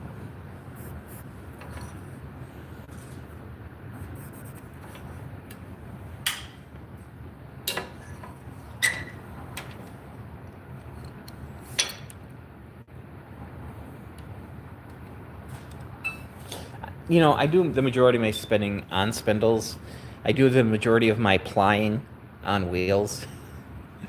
It's just faster. A lot of it is project oriented. It depends on, if I want to spin a specific thing, it kind of depends on the project, whether I spin it on the spindle or the wheel. And if it's something I want to get going on, I have no qualms about going and buying yarn. It's a nice thing about fiber arts. It's a deep rabbit hole, but you only have to go down as deep as you want to go.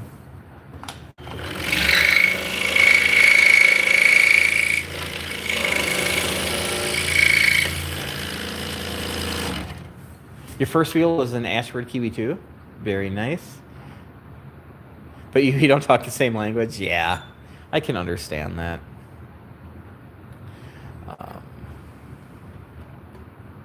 Yeah. It's a functional wheel. It's not my favorite wheel. And it's just it's same language. It's just a feel thing. Yeah, put a bunch of those together too. Yeah, I've talked to Richard Ashford. He was, he retired now and gave it up to the kid. But yeah, he was like the face of Ashford for quite a while. These big fiber shows, he'd come into America to help sell stuff.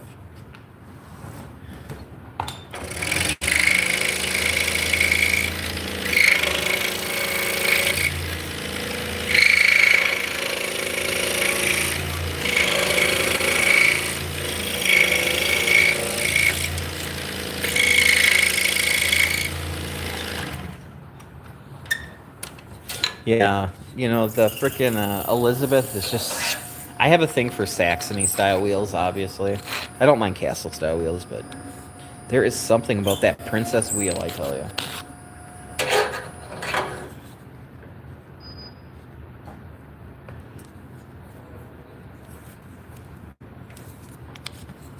Yeah, so lately I've been, I jump on Facebook Marketplace and look to see what's being sold on Facebook Marketplace. And it's pretty apparent that people don't understand what spinning wheels are and what they were. You got a wheel that's worth like $50. It's missing a bunch of parts and they're selling it for like 500. People don't realize that spinning wheels are like toasters. It was an appliance. They made a ton of them. And they're all slightly different. So parts are not compatible with different wheels. I mean, you can Frankenstein some stuff together.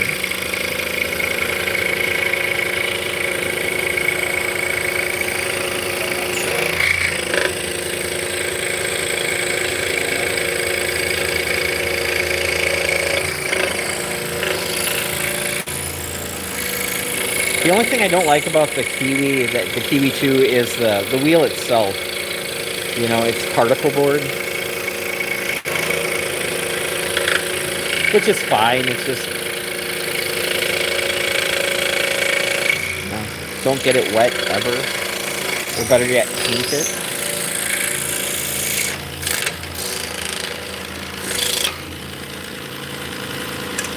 But on the same thought, I have no problem with.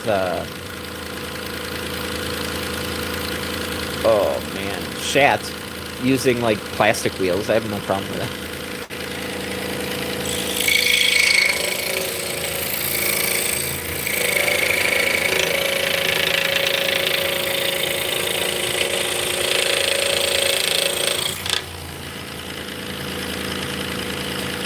Yeah, the Symphony with the Space Area. Yeah, that's just it. So my travel wheels, if I'm going to a gathering or whatever, I'll grab a little electric wheel along with my spindles, or I have a Spinolution Polywog, and it just makes me feel like a giant. It's a very tiny wheel. So sometimes I'll bring that along.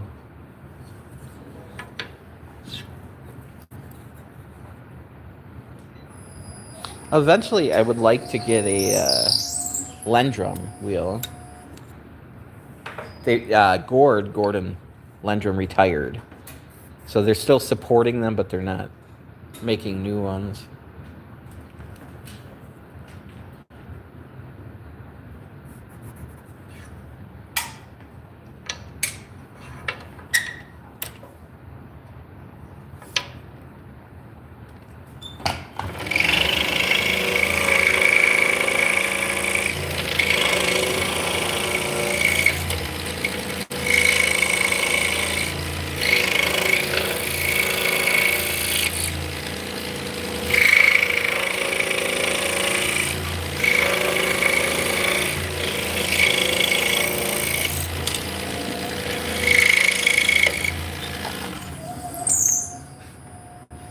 Yeah,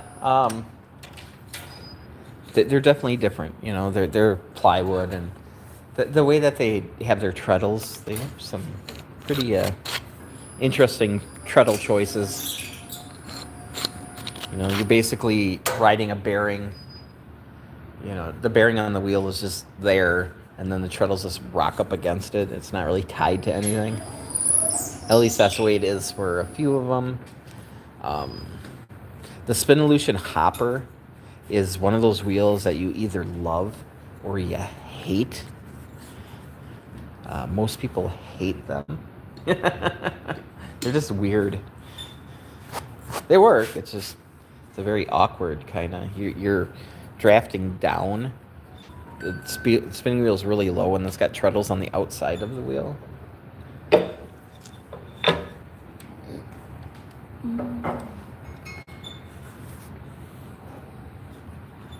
Hello, welcome in.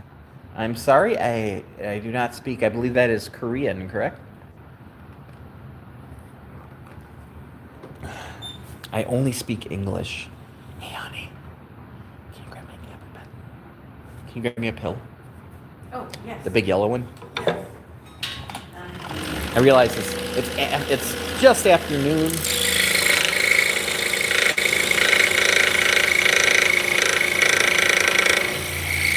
It is gabapentin time. Yay!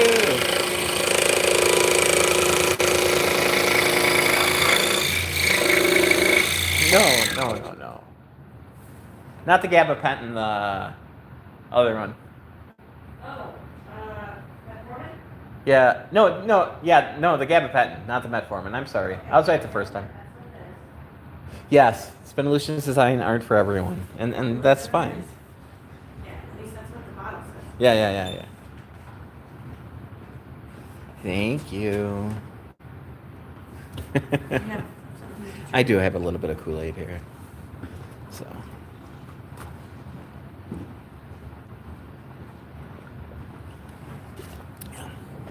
I have neuropathy, so if I don't take that, I'll feel a whole bunch of nerve death, which isn't great.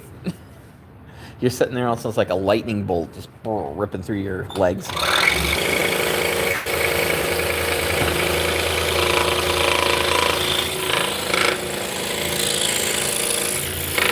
You know, if I had a choice of any spinning wheel in the world, I think I would like a double treadle shaft matchless. Something about that wheel. It's got a very heavy treadle, but once you get the first pump in, it's just so smooth.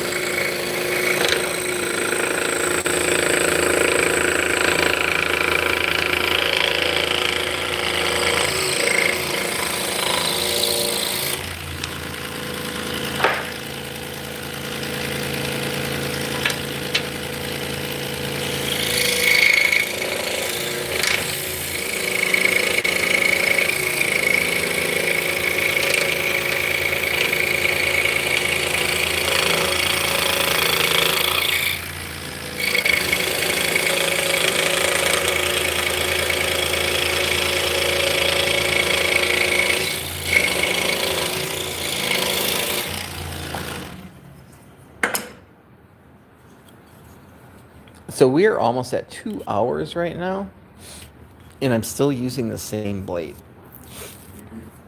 2 hours. Yep, I've been streaming for 1 hour and 51 minutes. And I did put up the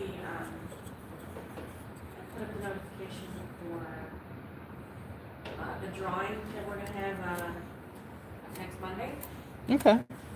I only did U.S. residents. Yeah, unfortunately, for giving stuff away, it's hard to. Yeah. Is the door unlocked because we got those deliveries coming? Yeah, it is. Okay, I'm gonna open up the curtains Oh. so I can at least see the door. You got it? Okay. Yeah, and it's we're being very generous. I mean, we're gonna do 4 ounces of roving, a medium glider, nitty knotty, and sports instructor. Wow. So it's like a whole kit. Yes. Wow.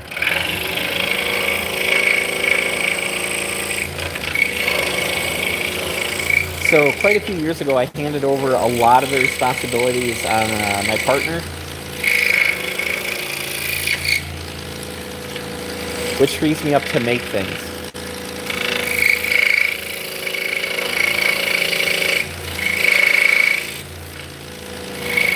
So half the time, I have no idea what's going on.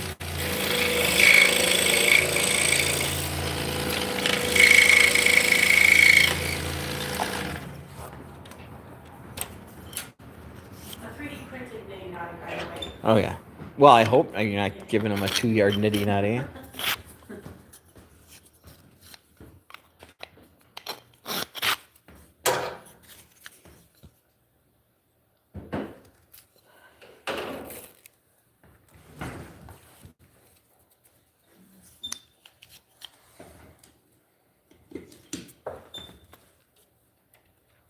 So yeah, good rule of thumb.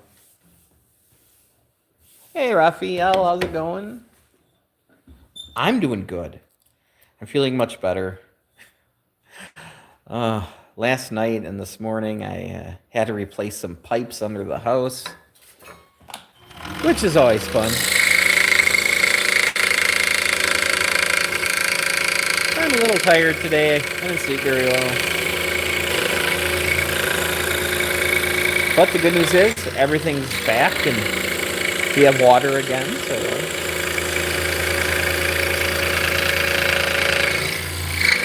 otherwise we'd have to be doing sponge baths here at the shop. Or even worse, just soap up and I'll hose you down in the basement with cold water. Did we turn the faucets on before we left? Yeah, I did in the back. Well, it's freaking 28 degrees. It's not going to freeze now.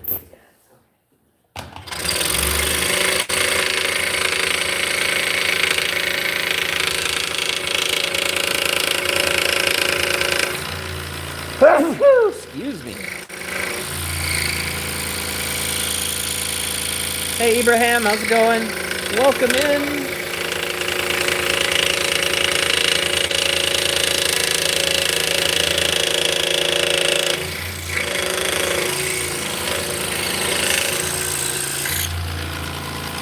Degrees Fahrenheit, yes. So today we're having a heat wave. So we got a low of 19 Fahrenheit and a high of 34. And then we're not going to see 30s again for probably 10 days. Hey, Derek. How's it going? Welcome in. So we got a couple inches of snow, nothing real big last night.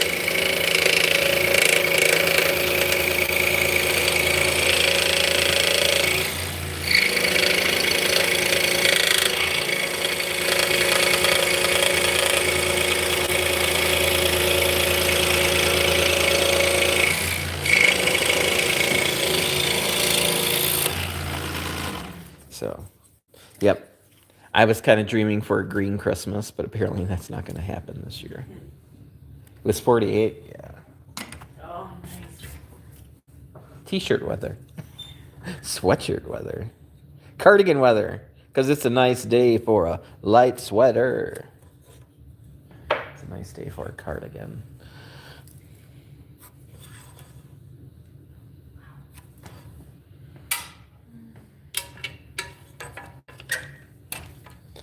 Yeah, Vicky's has her two sisters both live in Florida. We are using an Olson PGT blade, Precision Ground Technology blade. This is a number 7. They just changed their packaging. So yeah, number 7 reverse tooth.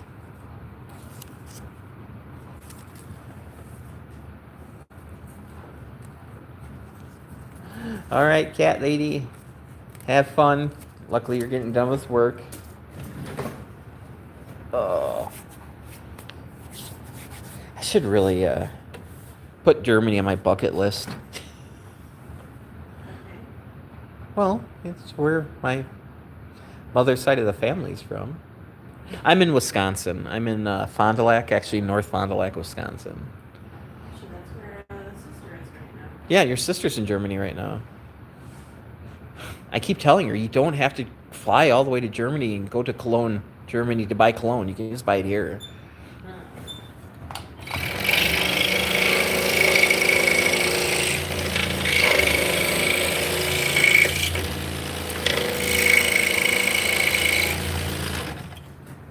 You're from Germany too? Awesome. Oh, we'd have to go to Worms. What's that? Where's that? Germany. It's where they had the diet of worms to figure out what to do with Martin Luther. Nobody was eating worms, unfortunately.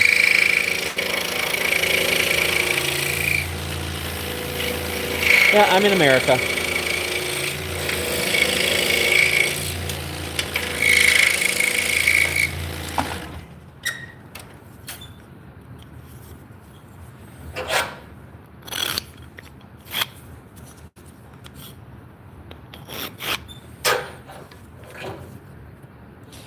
Yeah, my one of my big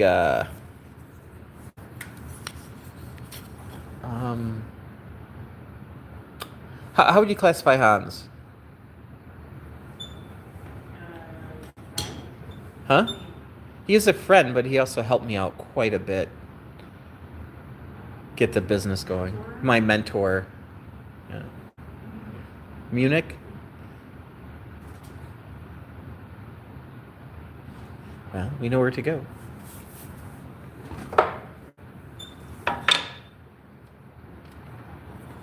Yeah. Yeah, when I first started out, a local weaving shop basically took me under their wings, and Hans, he made a bunch of spinning chairs. Hans von Tresco, and he made looms as well. So good guy. He passed probably a year, 2 years ago. It's been a while. It was in June. So yeah.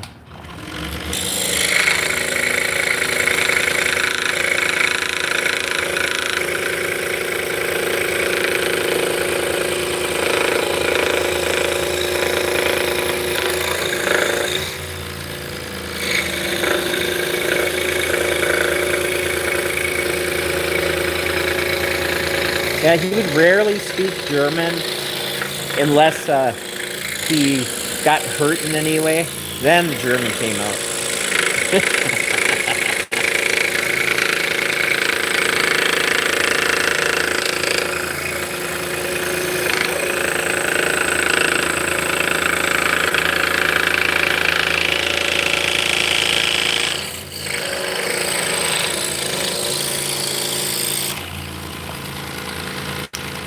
Got a little discolor here, not bad. We might have to switch this blade out. We got 3 left to cut. Well, we got some more over there, but I think we're going to cut out these 3.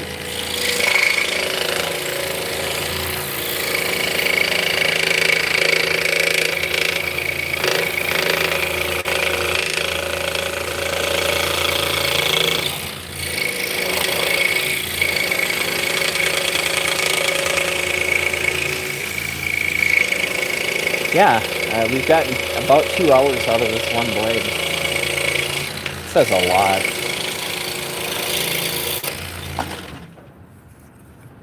And that's even with the bottom chuck slightly failing. And you know, that's, I would have to say, another benefit of having it on a foot switch. That foot pedal is right there. So the second I felt something feel a little off, I shut it off, and then, oh yeah, the bottom chuck loosened up on me.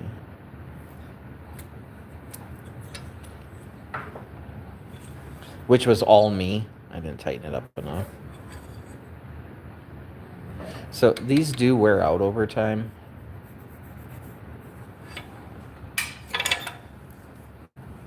So I'm on a yearly schedule of changing these out. I change these out once a year. And I keep extra. I have an extra set on hand. So these are not one piece. They're actually 2 pieces. So this piece comes apart. There's a little O-ring in there. So what that does is, when you're screwing it in to tighten up the blade, this part will put pressure against it without twisting it. If this was just a screw, when you went in there, it would twist the blade at the end. So by having these, that takes care of that. I get these from Bear Woods. They're out of Canada. You can buy them all over the place. They're out of Canada. They have a U.S. Store as well. But yeah, they're, for a pair, I mean, they're under $15.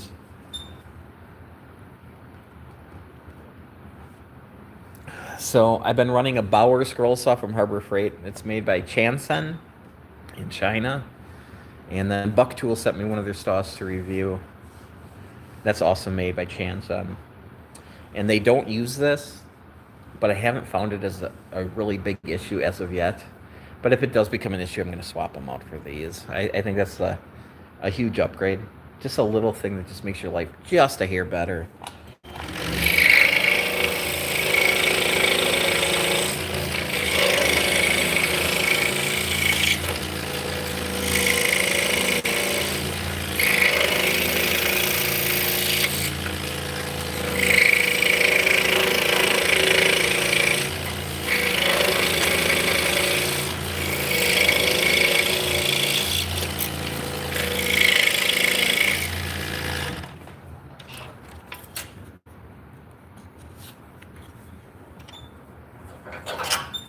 So now I'm just verifying the hole is centered.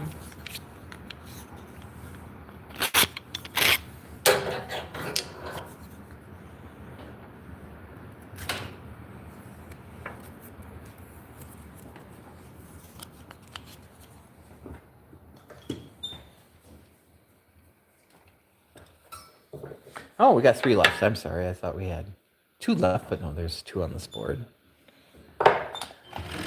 Yeah, so this is Cherry, number 7 blade. 2-hour-old number 7 blade.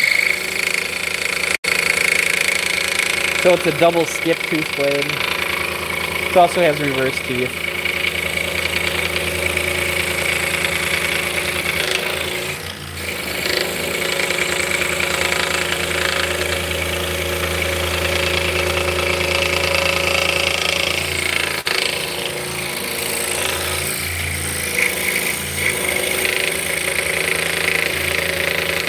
No, I think I'm gonna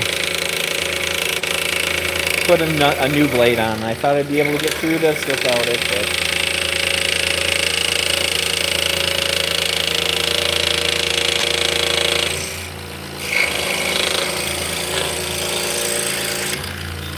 it's just getting a little bit hard to cut. Yep, so these saws, tension is here, take the tension off, screw, there's an exact same screw on the bottom. There you go, the blade's off. So I'm actually going to take this blade, I'm going to fold it in half, and throw it away. That way, if I find it later, I know it's bad.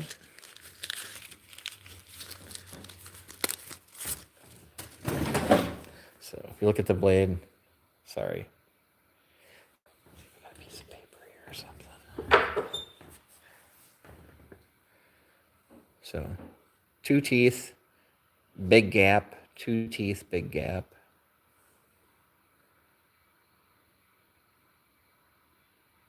So yeah, and then the bottom has reverse teeth as well. So there is an up and a down. So I'm gonna put the tension back up just to line it up to the top. Tighten that screw, bring it down. There's just a slot that it sits in, so find that slot on the bottom, loosen up, tighten, and we're ready to go. That's what I like about these saws, really quick blade changes. Excuse me.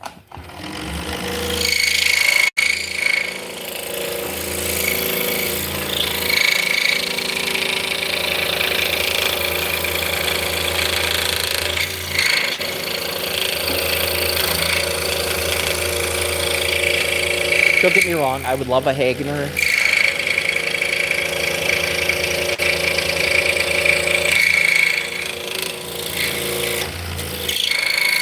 I had one, but it was built in like 1982 and it had issues.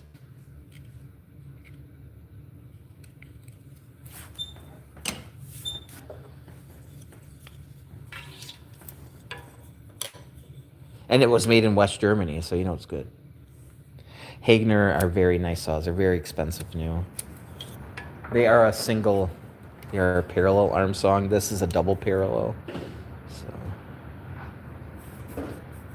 a little bit different as far as the design goes, but they're kind of the true and tested saw out there. Hey Tug, how's it going? Welcome in.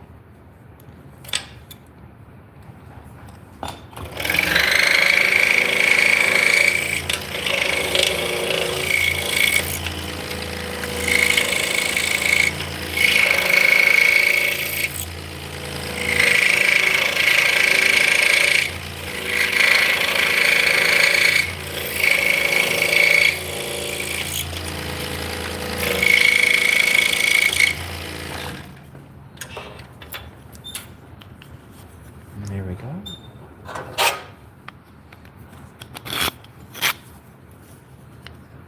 So if you guys are watching on your phone, you could double tap the screen a couple times. That will help bring more people into the room. I know I'm asking a lot.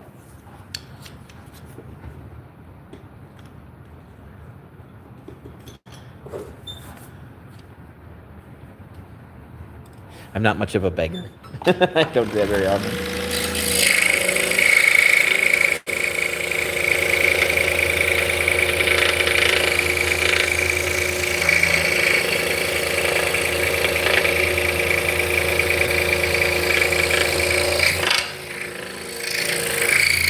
I wanted to get on the lathe today, but I don't think I'm going to. I think once I finish these up, I'm going to call it a stream. I need to go make lunch.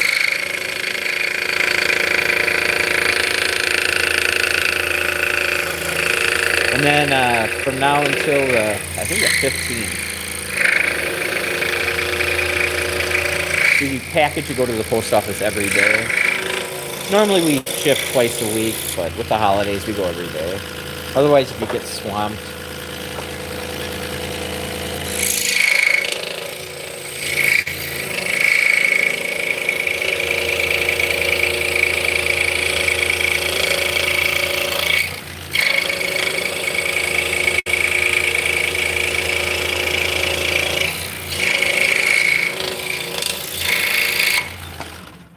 I'll peel the pattern off.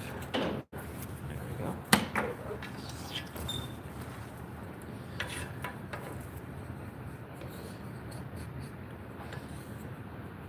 I would have to say, 2 hours on the scroll saw is not wasted time.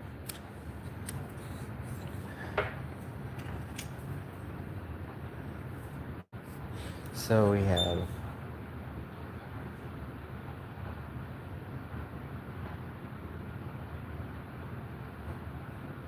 we got like 27 or 28 made already.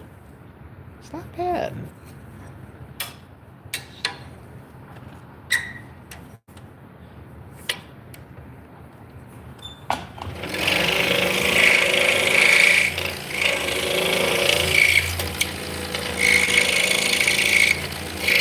So these are going to fill up the website.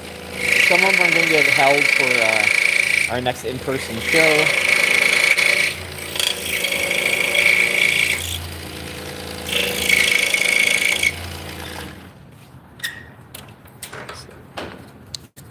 Right now we have a couple hundred in process. So these might not get sanded for a month. Who knows? Depends on what we need. So if the website is low on this size, we'll sand these first. And then we have them for the show in March. It's kind of a win-win. Plus I get to hang out with you guys. You crazy talkative bunch.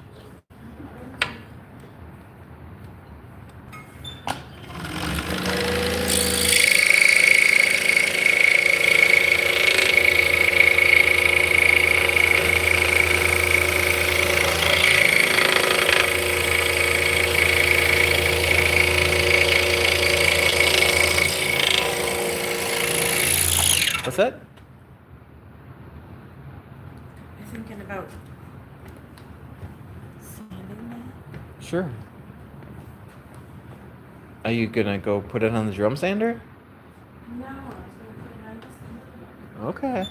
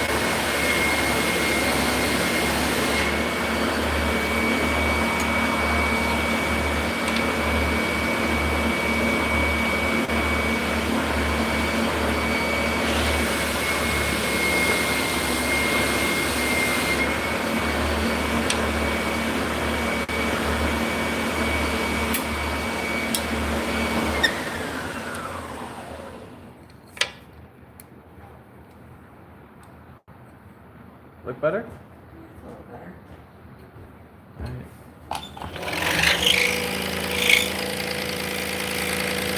Okay.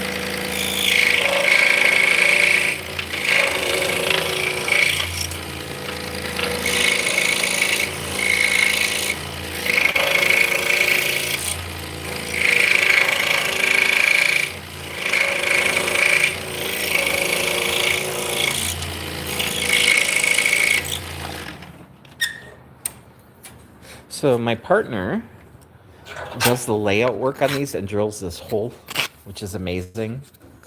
And she also does a lot of the sanding, which is also amazing.